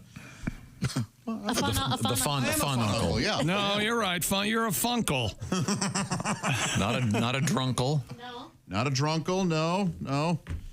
Not a maluncle. Oh, God bless Josh. Okay. Okay. This gets back to a reference that Greg Warren made on the air the other day. Greg, I want to say, was his grandma the one that worked at a Defense Department mapping place, and she would take maps home all the time, and she would wrap all of her gifts in these Defense Department maps. Yeah. So not only did he get a nice gift, he also was able to find out the locations of where the bombs were going to drop near Moscow. That's fun. Which would be pretty handy these days, actually. We had a family member that always used newspaper, but that was normal, right? Yeah, At that's one fine, point, yeah, newspaper. Yeah, but I think the map thing is really cool. Oh, I think that's fun. And then last year I got all you guys wrapping paper with my face on them. Yeah. And Josh yours. just let me use some of his the other day. That's right. But as I said yesterday, a nice crisp stack of $2 bills. No one is going to say just what I wanted for that because that's what they wanted. Just try me on this. Okay. Back to Jess Hooker at the Silac Insurance News Desk. Holding your pee can be dangerous. It holds health risks. So, Dr. Jason Kim at Stony Brook University told CNN that holding in your pee once in a while can generally be harmless. Pat, your thoughts on this?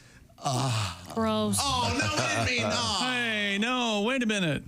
But ignoring your body's signals can increase the risk of getting a urinary tract infection. Dr. Jamin Brombot of Brombot of Orlando Health explained that Guy's a distinguished physician. Yes. I don't know how distinguished he is. You know what he just told us? Don't hold your pee. Thanks, pal. Yeah. You're doing terrific work. What's the worst you've ever had to go in your life? Do you remember? Yes, Yeah. There have been a couple where it was like physically painful to move. Mm-hmm. And it makes you mad. Makes you real mad. I was like nervous. Yeah. Like physically sick, too. It'll hurt your stomach. Man. Yeah. I'm now when I buy tickets for anything, I like this new system where you can go online and see where the seats are. Yeah. I always try to get on the aisle. Mm-hmm. And I went to that Eagles show at the Sphere. And about halfway through, I realized there was going to be more than a heartache tonight if I didn't get up. If I didn't get up and pee, but I was not in the aisle. Very embarrassed. I'm so sorry. I've got to. I find that guys throw a bigger fit about not being able to pee. Like when they have to go, and they can't hold it. But I feel like women can hold it a lot longer. Oh, interesting. No? I wonder what the truth is. Yeah, that might be the case. I don't know. Just the The answer is out there. Where is it? In the middle of the street? Yeah, that's where the answer is. I think by and large, guys are whinier. Anytime there's discomfort, oh God, men are whinier than women. Hands down. For sure. Hands Colds. down. Yes, if you're sick. Yeah. What's the worst you've ever had to go where you couldn't access it? I don't know. I feel like I'm kind of a champion at being able to hold it for some reason. So Have you ever had to get out of a car and go on the side of the road? yeah. I actually got stuck in traffic in the last 6 months and had to go in a cup because I was in a 5-hour traffic jam, and I'm talking bumper to bumper. Did you get out of the car or do it in the car? I had to do it in the car. In the front seat or the back seat? In the driver's seat. I was driving. Wow. Yeah. How did you do that? Did you have to like pinch it and aim?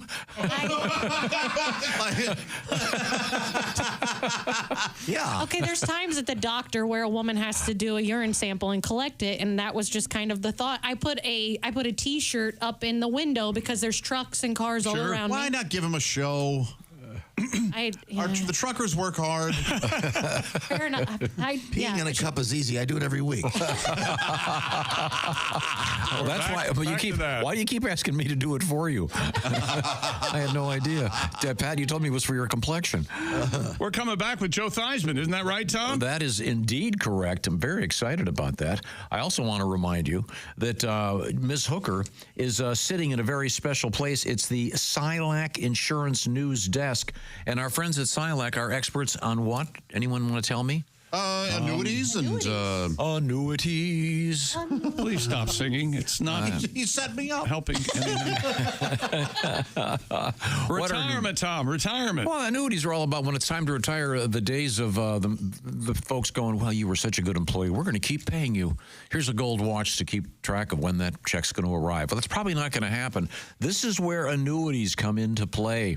See what they are from the experts, the Silac Insurance Company, experts in annuities, and find out all the details, how it works. There's a video, let's see, at bobandtom.com showing Chick McGee going to the mailbox, collecting that check. That's what your life can be like.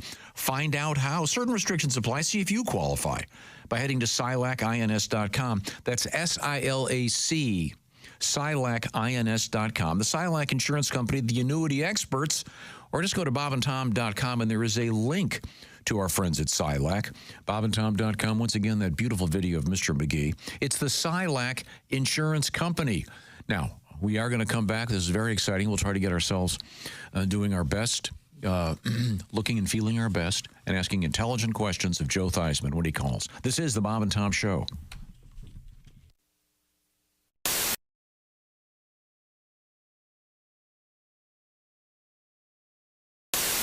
All right, where's my big bowl? Hey Josh, new orange insoles are in with that deep heel cup. You should see how deep this heel cup is. Deep heel cup, you say?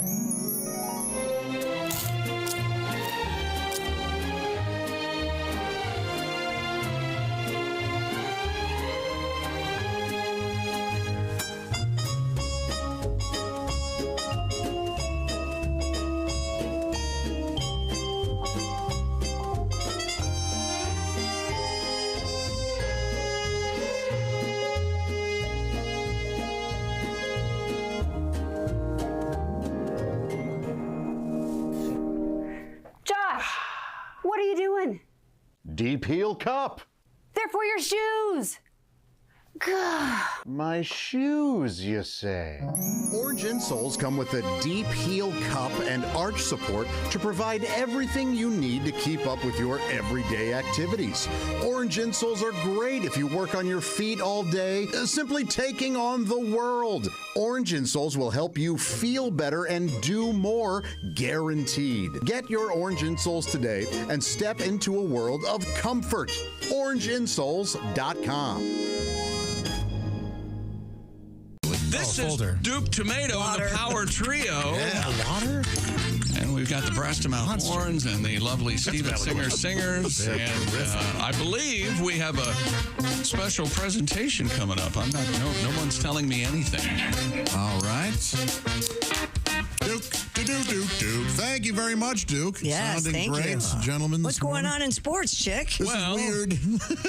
I kind of like it. We have a special guest. Wait a minute! I think we have a very special unannounced guest, and I'm just beyond consolation that What?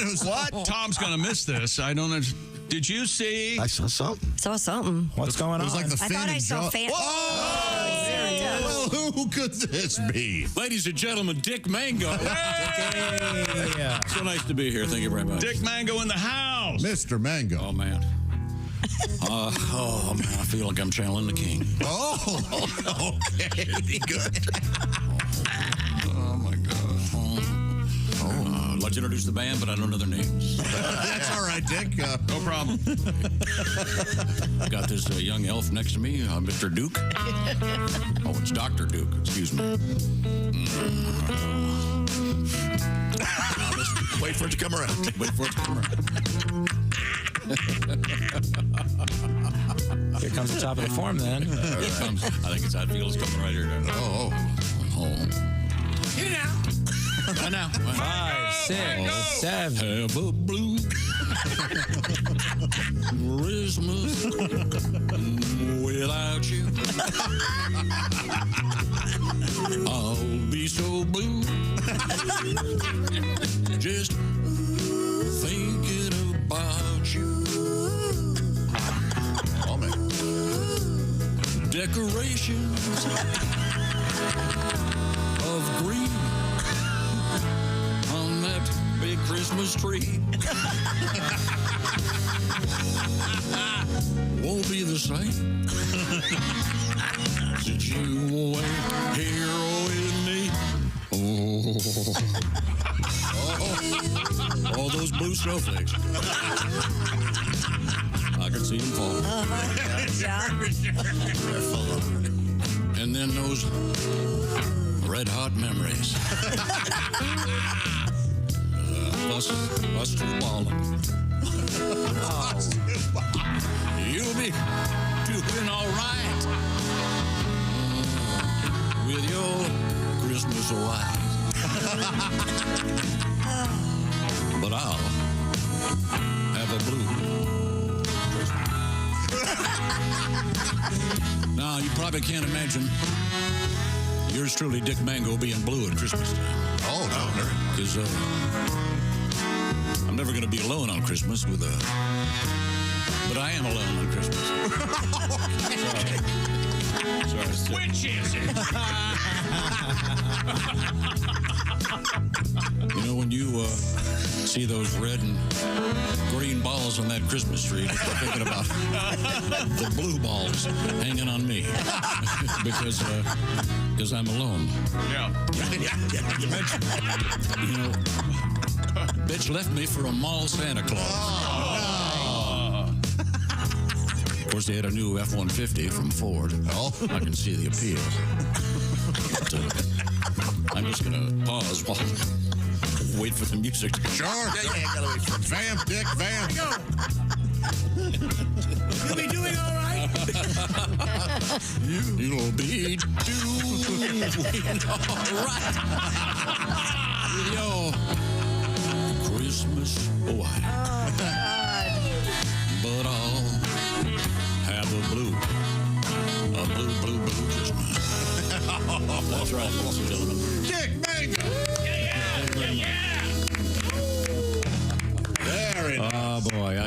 Your stocking is hung, and so, of course, so am I, like a donkey. The Bob and Tom Show. Jess Hooker's here, and Pat Godwin, Josh Arnold. Hi, Chick. What? There's Ace Cosby. I'm Chick McGee. I'm being told this is holiday music, so that's what... This is Jingle Bells. What are you, from Latvia? You don't know? It's a little fast. And what is he? Just slow down a little. What is he playing? It doesn't sound like a keyboard. It sounds like a different sized bottle of water. Could you drink a bottle of Shut Up? Is our guest available? This is so embarrassing. There we go. Now we geez. 7. Time to put on your professional. There he is. Chick McGee voice. We're joined by NFL great Joe Theismann. Hey, Joe. Good morning, sir. Good morning, guys. How's everybody today? Great seeing you. Thanks for joining us. You can just tell an adult has entered the room. Yeah. Okay. All right. Are you at your home, Joe? I am. Okay, because I've always, whenever we do these things, it's always interesting what's in the background. And I can see there's a beautiful cabinet behind you, and then there's a painting. Are you conscious about that when you hook up to do your various interviews? Do you want to go got to make sure that? Yeah, and my wife is more conscious. Oh, okay. But right now she's sleeping. So I set this up myself, and we'll see. No, it looks just fine. I love it when on the shows when you can see the people, they have their books in back of them, and they always have a couple of really pretentious ones sideways, so you can clearly read the title. They're the authors. Yeah. No. Well, speaking of authors, Joe Theismann is also an author. You can get mine called "How to Be a Champion Every Day." And there it is. I don't have it set up behind me, but you can sure go online and get it. I was just about to give that exact plug, sure can. Joe. So before we get to the NFL, Joe, you might have heard about Notre Dame being in the news. Yeah, you might have heard something about it. Yeah. Big game coming up. Your thoughts? Looking forward to it. The battle for Indiana begins. And it's not a game that I think Notre Dame can take lightly. I think Notre Dame, I think they learned their lesson. Matter of fact, I'm sure they learned their lesson, and I know us as fans have learned our lesson. After we opened the season at A&M and beat them, Northern Illinois came in and we lost. And I think that is going to be something that Marcus will remind everybody, is that you can't take anybody lightly. Especially, you're talking about the top 12 teams as they've been selected in the country. And you can't just take anybody. I mean, Tennessee and Ohio State are going at it. You can't just sit there and say, okay, we've got our record, they've got their record, and we're a better program. You're going to have to go out and prove it. And I think it's going to be a really tough game. It's going to be very cold at night. Both of these teams are used to playing in cold weather. It's going to be 8 o'clock in the evening in South Bend, Indiana. I am going to bundle up very warm. I'm going to the game, and I'm excited as all get out. Oh, that's exciting. That's got to be exciting, coming to the game. That's great. Yeah. Totally off topic, sort of. Your thoughts on the movie Rudy? It looked warm. It looked really warm in the movie. No, it's. I love them. It is truly a classic. I mean, it's the story of excitement, perseverance. I know Rudy. I've known him for years. I see him quite often out in South Bend. We do some stuff at the bookstore out there. And absolutely, it's a great story of Notre Dame. I mean, there's been so many wonderful movies that have been made about the university. And Era was your coach, is that right? Or am I getting ahead of myself? Yeah. Parsegian? No, Chick, yeah. Era Parsegian was my coach. Okay. Yeah. And that's when freshmen weren't eligible. Right. We played one freshman football game, and then we just had, 3 sophomore, junior, senior year, and we didn't have the extra years. It was 4 years of college, and it was very simple. And now we've got guys playing 7 years, of college, which is, if you can do it, I guess it's a pretty good gig. Yeah. Yeah. Were you aware when you were in high school, you obviously had a lot of options as a good athlete. Were you aware of the importance of Notre Dame as a national brand? No. Matter of fact, I signed at North Carolina State University because my head football coach at South River High School had played behind Roman Gabriel, the great Rams quarterback. I thought, hey, that's a good reason to go to North Carolina State. And so I went down, visited, liked the campus a lot, made the decision. I visited 5 schools: University of North Carolina, Wake Forest, Notre Dame, and NC State. And so I wound up signing NC State. And if you signed at a conference, I don't know what the rules are today, but if you signed with a team or a school, if it wasn't in the conference, you wouldn't lose a year of eligibility. And so Notre Dame still remains partially an independent. So I made a flight out to South Bend, got there. Rocky Blyer and Dan Harshman were my chaperones. And went to the Rock, played some basketball. And at that time, they didn't recruit specific positions necessarily. They brought in a bunch of guys. I was one of 13 quarterbacks. Oh, my. And I was a skinny little kid. And so we played basketball and went back home. My dad says, what do you think? I said, I got to go to Notre Dame. He says, why? I said, Dad, it just feels right. And I've contended this for years, that if we trusted our gut, we probably would have a higher percentage of things right in our life than by the time we down and analyzed everything and went through all the numbers and all the scenarios. Trust your gut. It's a pretty good indicator of where things might happen pretty good for you. Yeah, and we live in a culture where we are constantly absorbed by numbers, most of which I don't believe, by the way. What about the portals, Joe, and the athletes not playing in bowl games to save themselves for the NFL draft? I mean, I can't imagine that. I don't want to be that old guy, but I don't know if that would have gone on in your time, right? I mean, you're part of a team, or I don't know.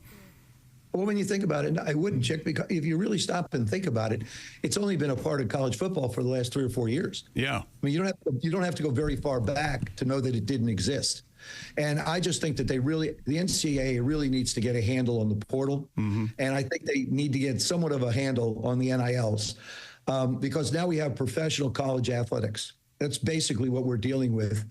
And the economics, hey, listen, I don't be getting anything they can get, but I think there have to be some parameters, because what's going to happen is now you have universities paying athletes, so you're just going to outbid people, and this is what you see. And what's getting lost from a football standpoint or athletic standpoint is the athletes that continue to transfer school to school, whatever it might be, for economic purposes. You never get a foundation to learn how to do what you want to do. It's like as quarterbacks, you keep moving around. You never get a foundation and operate in a system. You basically rely on your athletic ability. And you're just, you get such a short period of time from a coach's perspective in college anyway, because you only have allowed 20 hours a week to be able to work with the athletes. So, all of a sudden you're there and gone. Right. And I just don't know how foundationally you get set to be able to move to the next level if you have that ability when you decide you're going to wind up finally to leave college. Were you surprised that Coach Belichick went to North Carolina? Oh, did it freeze? I think it did freeze. I think we just got frozen on a Joe's call there. Yeah, we got frozen. Hang on a second. We've got our engineer working on it. Once again, we're speaking with NFL great Joe Theismann. And by the way, Joe does public speaking. If you have looking for something for your business for a great outing one day, you can have Joe come on in. And he's got a website. Right. You can find out all the details. And of course, it's Joe Theismann, 2 N's at the end, by the way. 2 N's. Joe Theismann, and find out what's going on. And his books on Amazon, if you'd like to go check those out. Okay. I think, and are we getting it back? There we go. Every time we talk to him, he always has some seemingly small piece of knowledge based on his experience that always hits me. And trust your gut is this one. I mean, that is huge. Your gut's there for a reason. Yes. Right? Yeah. It's got to be. I remember when I was looking at colleges, I went to one and I walked around and I just right away went, Yeah. Just knew. Totally unreasonable. I did no rational, just, nope, this isn't going to work. And I just walking around, I don't know what it was. But yeah. So that's a really interesting thought. And as I said, in a culture where everything is about the numbers now, they did this and this. Sometimes it's just whatever feels good for you is the way to go. Now, we should point this out. If you're new to this show, you may not know that Chick McGee is a diehard fan of what is now the Washington Commanders. I don't know if diehard. I've only been a fan since 1968. Oh, okay. I don't know if I'm... What's their record this season? 9-5. Wow. Yeah. Oh, Good yeah. for you. They're doing okay. Now, they kept the colors of the...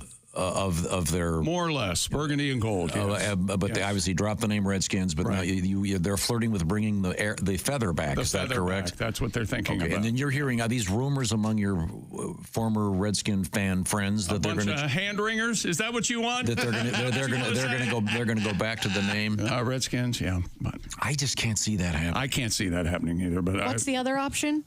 Just go back to Washington football team that they were for a season. Okay. So I like those helmets better too. So I don't know. So we'll see. Now what we're trying to do is get our little thing back. Should we just do it? Hey, Jason, want to just do a phone call? I think he's on the phone. Okay, good. In the meantime, I can tell you a couple quick things. In the world of pro football, we have our pigskin picks up and running. bobandtom.com/contest. Do we have Joe on the phone? Mm-hmm. Okay. Oh, there he is. He's back. He's back on the street. Hey, Joe. How are you? I don't know what happened. It just dropped away. It's technology making all of our lives better. Well, I'm glad you were gone, Joe. It was just nonstop criticism of your career.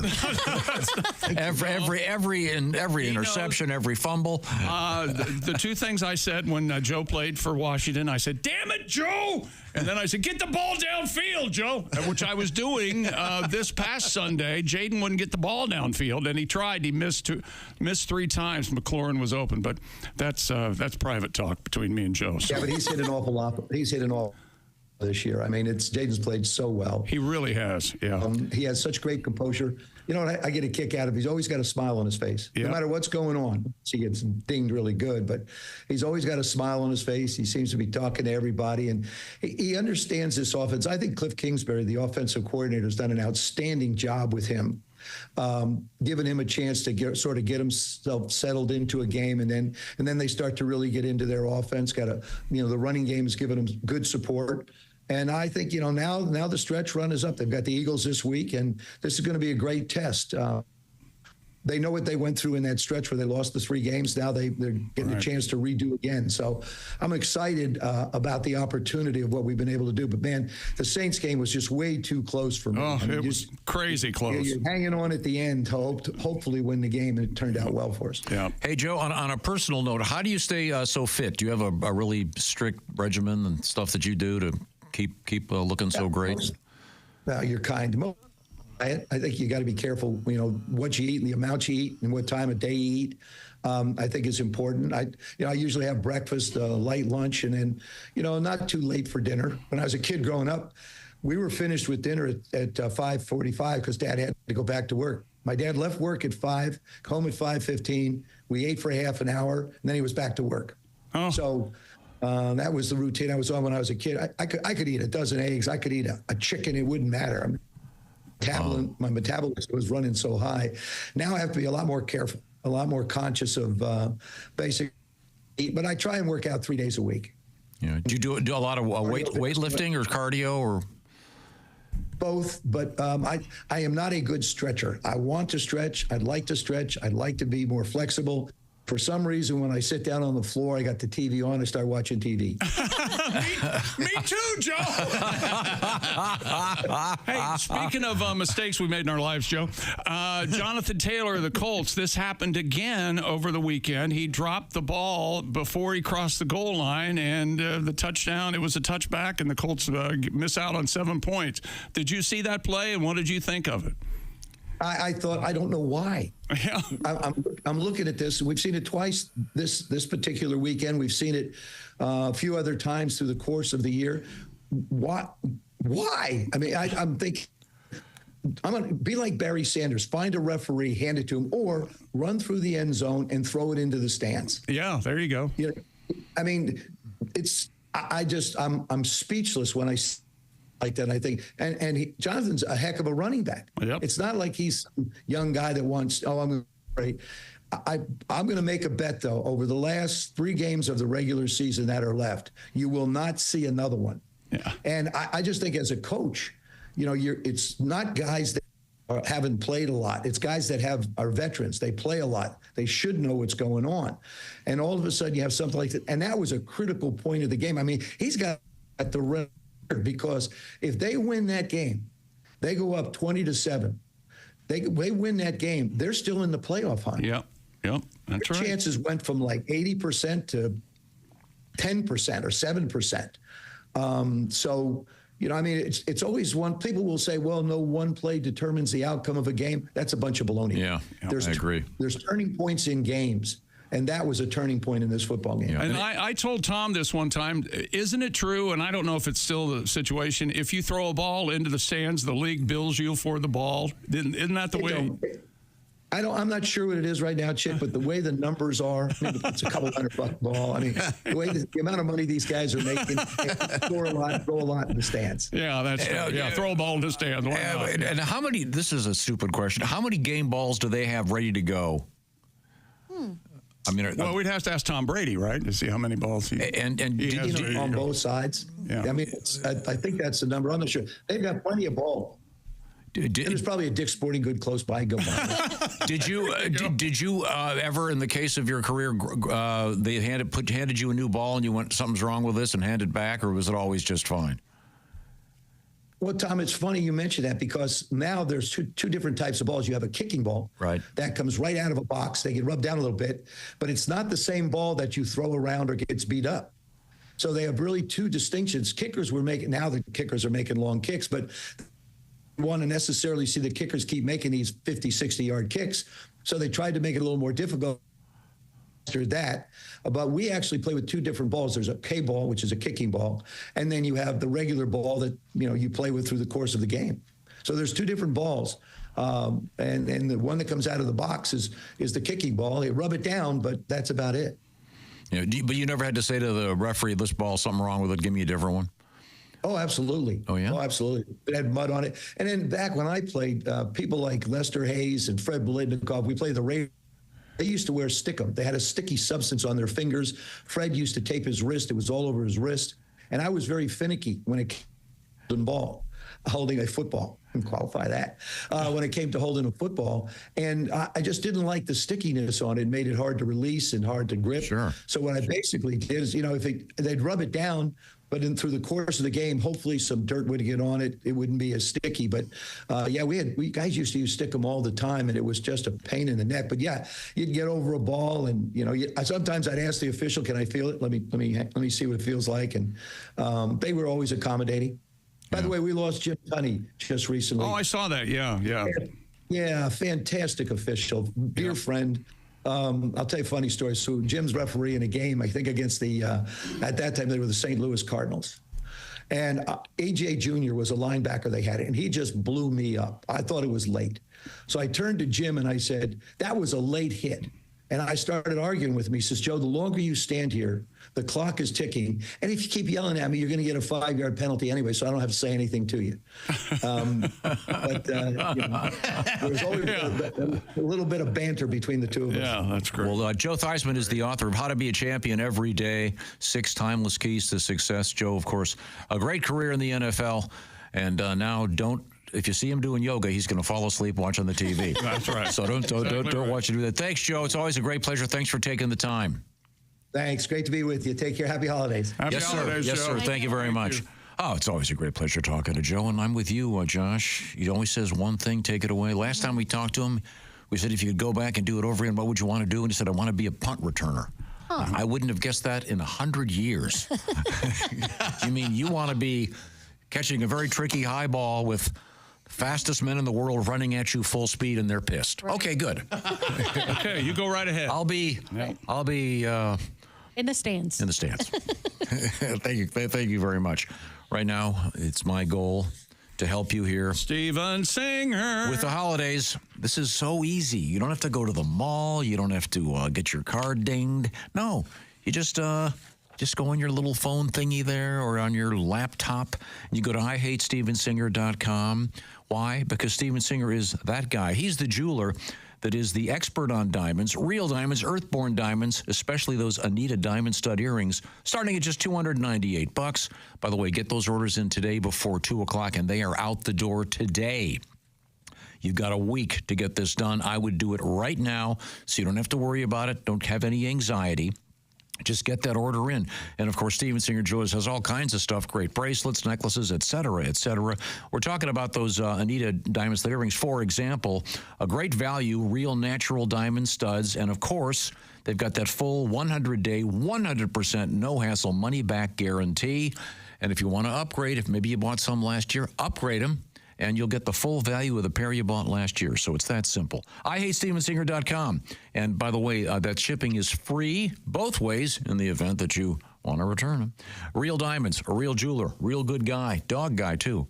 He's got a beautiful little doggy. And you can find him at IHateStevenSinger.com. Thank you very much. Coming up, more lessons in life, perhaps. This is the Bob and Tom Show.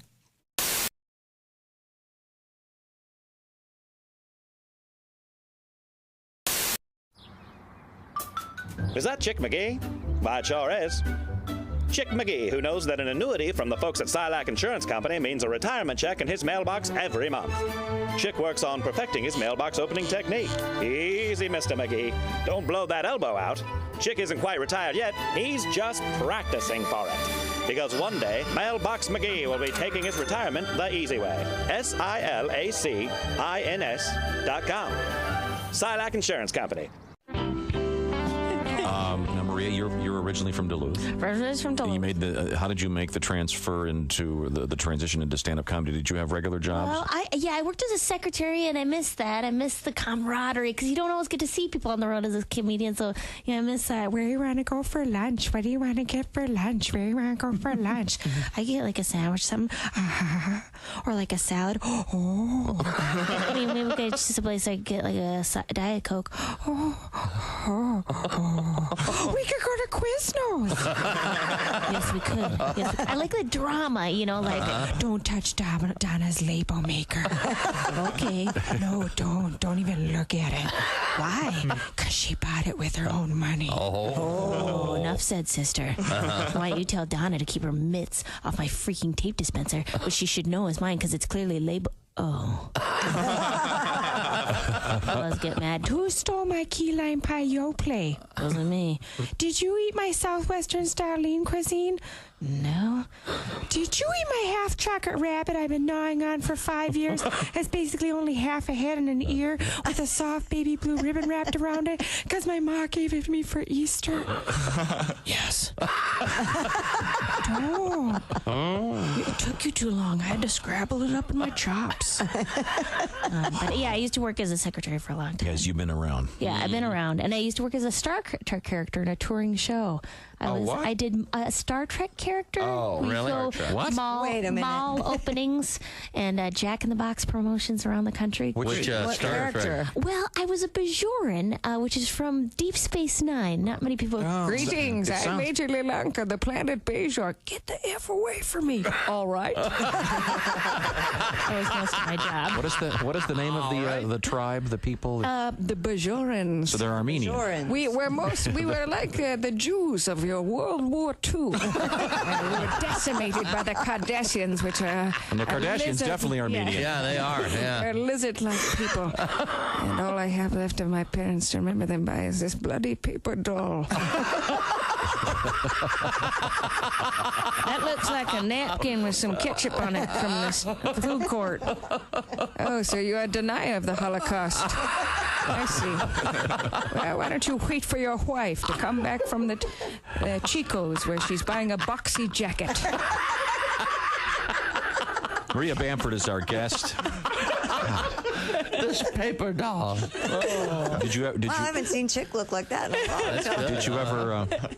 Did you ever work at a theme park as a character or anything? They trained us at a theme park, and it was in North Carolina, so it was a very it was a place where people wore a lot of religious kind of rock star T-shirts where they'd go like, "Come follow Christ, he's going to be seen at the mega," that kind of thing. So I did a little work there, but I'm not very good at talking to strangers. Trying to get people interested in talking to me. It was just terrible. It was mostly that, like, greetings. You got makeup all over your face.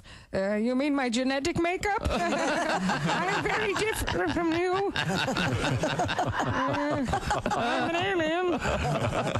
No. I wish the Vulcans would come back from their smoke break. Did you have...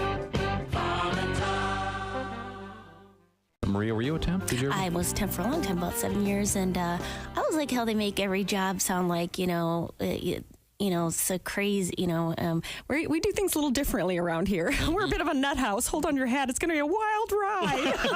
But it never is. I trained people in at offices, so I was like, oh, the fax machine's a little tricky. Yeah, you got to dial 9 to get out. No, a lot of people try to use the fax machine. They go, oh, it's not working. I said, did you dial 9? Once a week, Rajiv.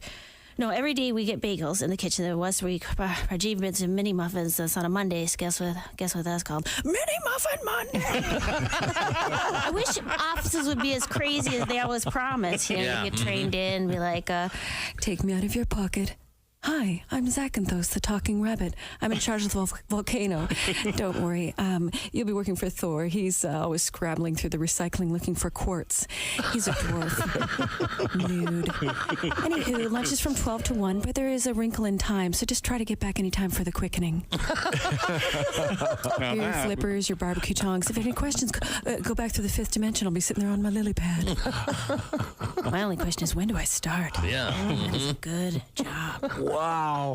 Man. I love that. Dial 9 for the fax machine. Remember that. Everybody's crazy. No, they're not. Okay. Thank you. Maria Bamford is with us. Wow, that's brilliant. That's very, very funny. Did you ever work in an office, Tom? I don't think you have you? Worked in a restaurant, no. right? No. It's an interesting experience. Bob, did you ever work in an office? Oh, yeah. I did a little. I have issues with authority, you might have. I know. That's why I was asking. You know what struck me is it's so quiet. What, in an office? Yes. Well, yeah. Well, you're still, that's if people are actually doing work, yeah. And I had to work at a bank once when I was at temp, and I was stunned at how quiet it was. And people whisper, you know what the saddest place in the world is when you're the temp and it's time for office birthdays and you didn't get the email because you're not on the system yet. Right. And you hear the voice of your coworkers rise from the conference room. Happy birthday, everybody who had their birthday in the office this month. And if you cup your Curves mug against the conference room door, you can almost hear the happy scraping of plastic fork against paper plate. And later sometimes, somebody comes by your cube and says, oh, there's cake left. Did the temp get any cake? What's her name again? Hey, Maya. If you want any cake, there's cake left. Nice. Cake? Temp want cake? Yeah. Also, Gunner's got some Jeff Foxworthy tickets. That show is also going to include our good friend Reno Collier. Coming up in February, I'll give you some details on that special benefits show coming up. Hey, welcome back to the Bob and Tom Show. Hello. Once again, thanks to Joe Theismann calling and talking with us. Appreciate it. It's going to be in Notre Dame. Yeah, Notre Dame in Indiana as the college football playoffs swings into high gear. It's going to be chilly. Yeah, and then Saturday you're going to have NFL games and you're going to have SMU at Penn State, Clemson at Texas, and Tennessee at Ohio State. I got a Saturday. Text from Theismann. He said he has an extra ticket. He's inviting me. Oh, well, that's nice. Inviting you? Yeah. He said, "Why don't you join me, Josh?" Oh, nice. He said he doesn't know of anyone else who might like to go to that. Is that right? Set at a football game and watch the football game with him. I've been to a football game one time with him, but I know you have. Just the one time. That's so awesome. Yeah. That had to be pretty cool. He introduced me to Riggins, actually, on the field. My gosh. Oh, my gosh. Riggins did not want anything to do with it. It was the best John Riggins moment ever. Yeah. Joe goes, hey, JR, I want to introduce you. This is Chick McGee. And John turns around, quick say anything, goes, and then he turns right around. Oh, it was Very the good. best. It was Very just the good. best. Oh, that's Great story. Yeah. Coming up, we have a special request for Pat Godwin. I think we're going to do this tomorrow. Is that correct, Pat? Yeah, we can do it tomorrow. That's the. I think you wanted. Is that what you? Unless you want to do it. No Claus is coming to town. You want to do it right now? We're going to do it tomorrow. Okay. That's the plan. What That's about fine. the techie clause? Are we going to do that again tomorrow? We need to do that every day. I tell you what. Why don't you redeem yourself? Do your office. We have our office Christmas party coming up. Redeem yourself. That's the way to do it. This is going to work. This is in honor of our office Christmas party today at lunchtime. And because you talk about me. And it's all true, by the way. Although I went to last year's office Christmas party. Got it. Wait, we forgot. We got to pretend. Yeah, play a couple chords like we know it's coming. Okay, sorry. Here we go. Here we go. Not yet. Oh, sorry. My God. I went to last year's office Christmas party. Got in an argument with Marty. I was on a bender. Got to drop that part. Again, yeah, that's an inside joke. Nobody gets it. I'm going to do it every time I sing it. Made too many trips to the open bar. Hey, Jess, guess what I got for Christmas? A warning from HR. They said I gave Jess too long of a hug. Yeah, you did. Went outside a lot. Was I smoking drugs? No, I was peeing. Told Christy her boobs were pointy like a Christmas tree star. Hey, guess what I got for Christmas? A warning from HR. I got a warning from HR this Christmas. I never should have been drinking eggnog, two-fisted. I have to be drug tested to remain a part of the workforce. Jesus. I know, stumbled all over. That's because you're high. I've been drinking since 6 a.m. Taking anger management and sexual harassment course. I wasn't prepared. I got a warning from HR this Christmas. Now I'm on their radar and some kind of hit list. That's why at today's office Christmas party, there's no booze and we're having it at Hardee's. Boom. All right. Thank you very much, Pat. Jess is on her phone. She should have been listening I heard it to the me. first time, Pat. How many times do you want me to hear your song? 40 times. Time now for Today in History. Pat, please still don't. December 17th. Just not everyone was listening 3 hours ago, so I thought I'd entertain them. I like that song very much. I like it too. Now look at this date in history. You want to do birthdays or important events? Birthdays. Both. How about Birthdays. both? You got Birthdays. time. Okay, it's happy birthday to Jorge Bergoglio. Ah, yes, inventor of the Bergoglio phone. No, inventor of the whore. Anyone know? You know what we'll do? We'll pay for sex. Well, That's brilliant. guess great what? idea. Do you know who that is? The Pope. Oh. My bad. Yeah. Right now or an old Pope? Pope Francis, Jorge Mario Bergoglio. Are you happy now? One of those G's is probably silent. You think they call the Pope Marty? I bet they do. Marty! The patron saint. of- Jorge Mario, his name. No? That's me, Jorge Mari. In theory, when he was born in 1936, probably the last vagina he got a good look see at. Okay. Probably a whore. It was a whore. Ours was accidental. Yeah. I think yours was a worse sin. Yeah, we didn't mean to. How about this one? 1945. Happy birthday, Ernie Hudson. Great actor. He was the Black Ghostbuster, Tom. Is he still with us?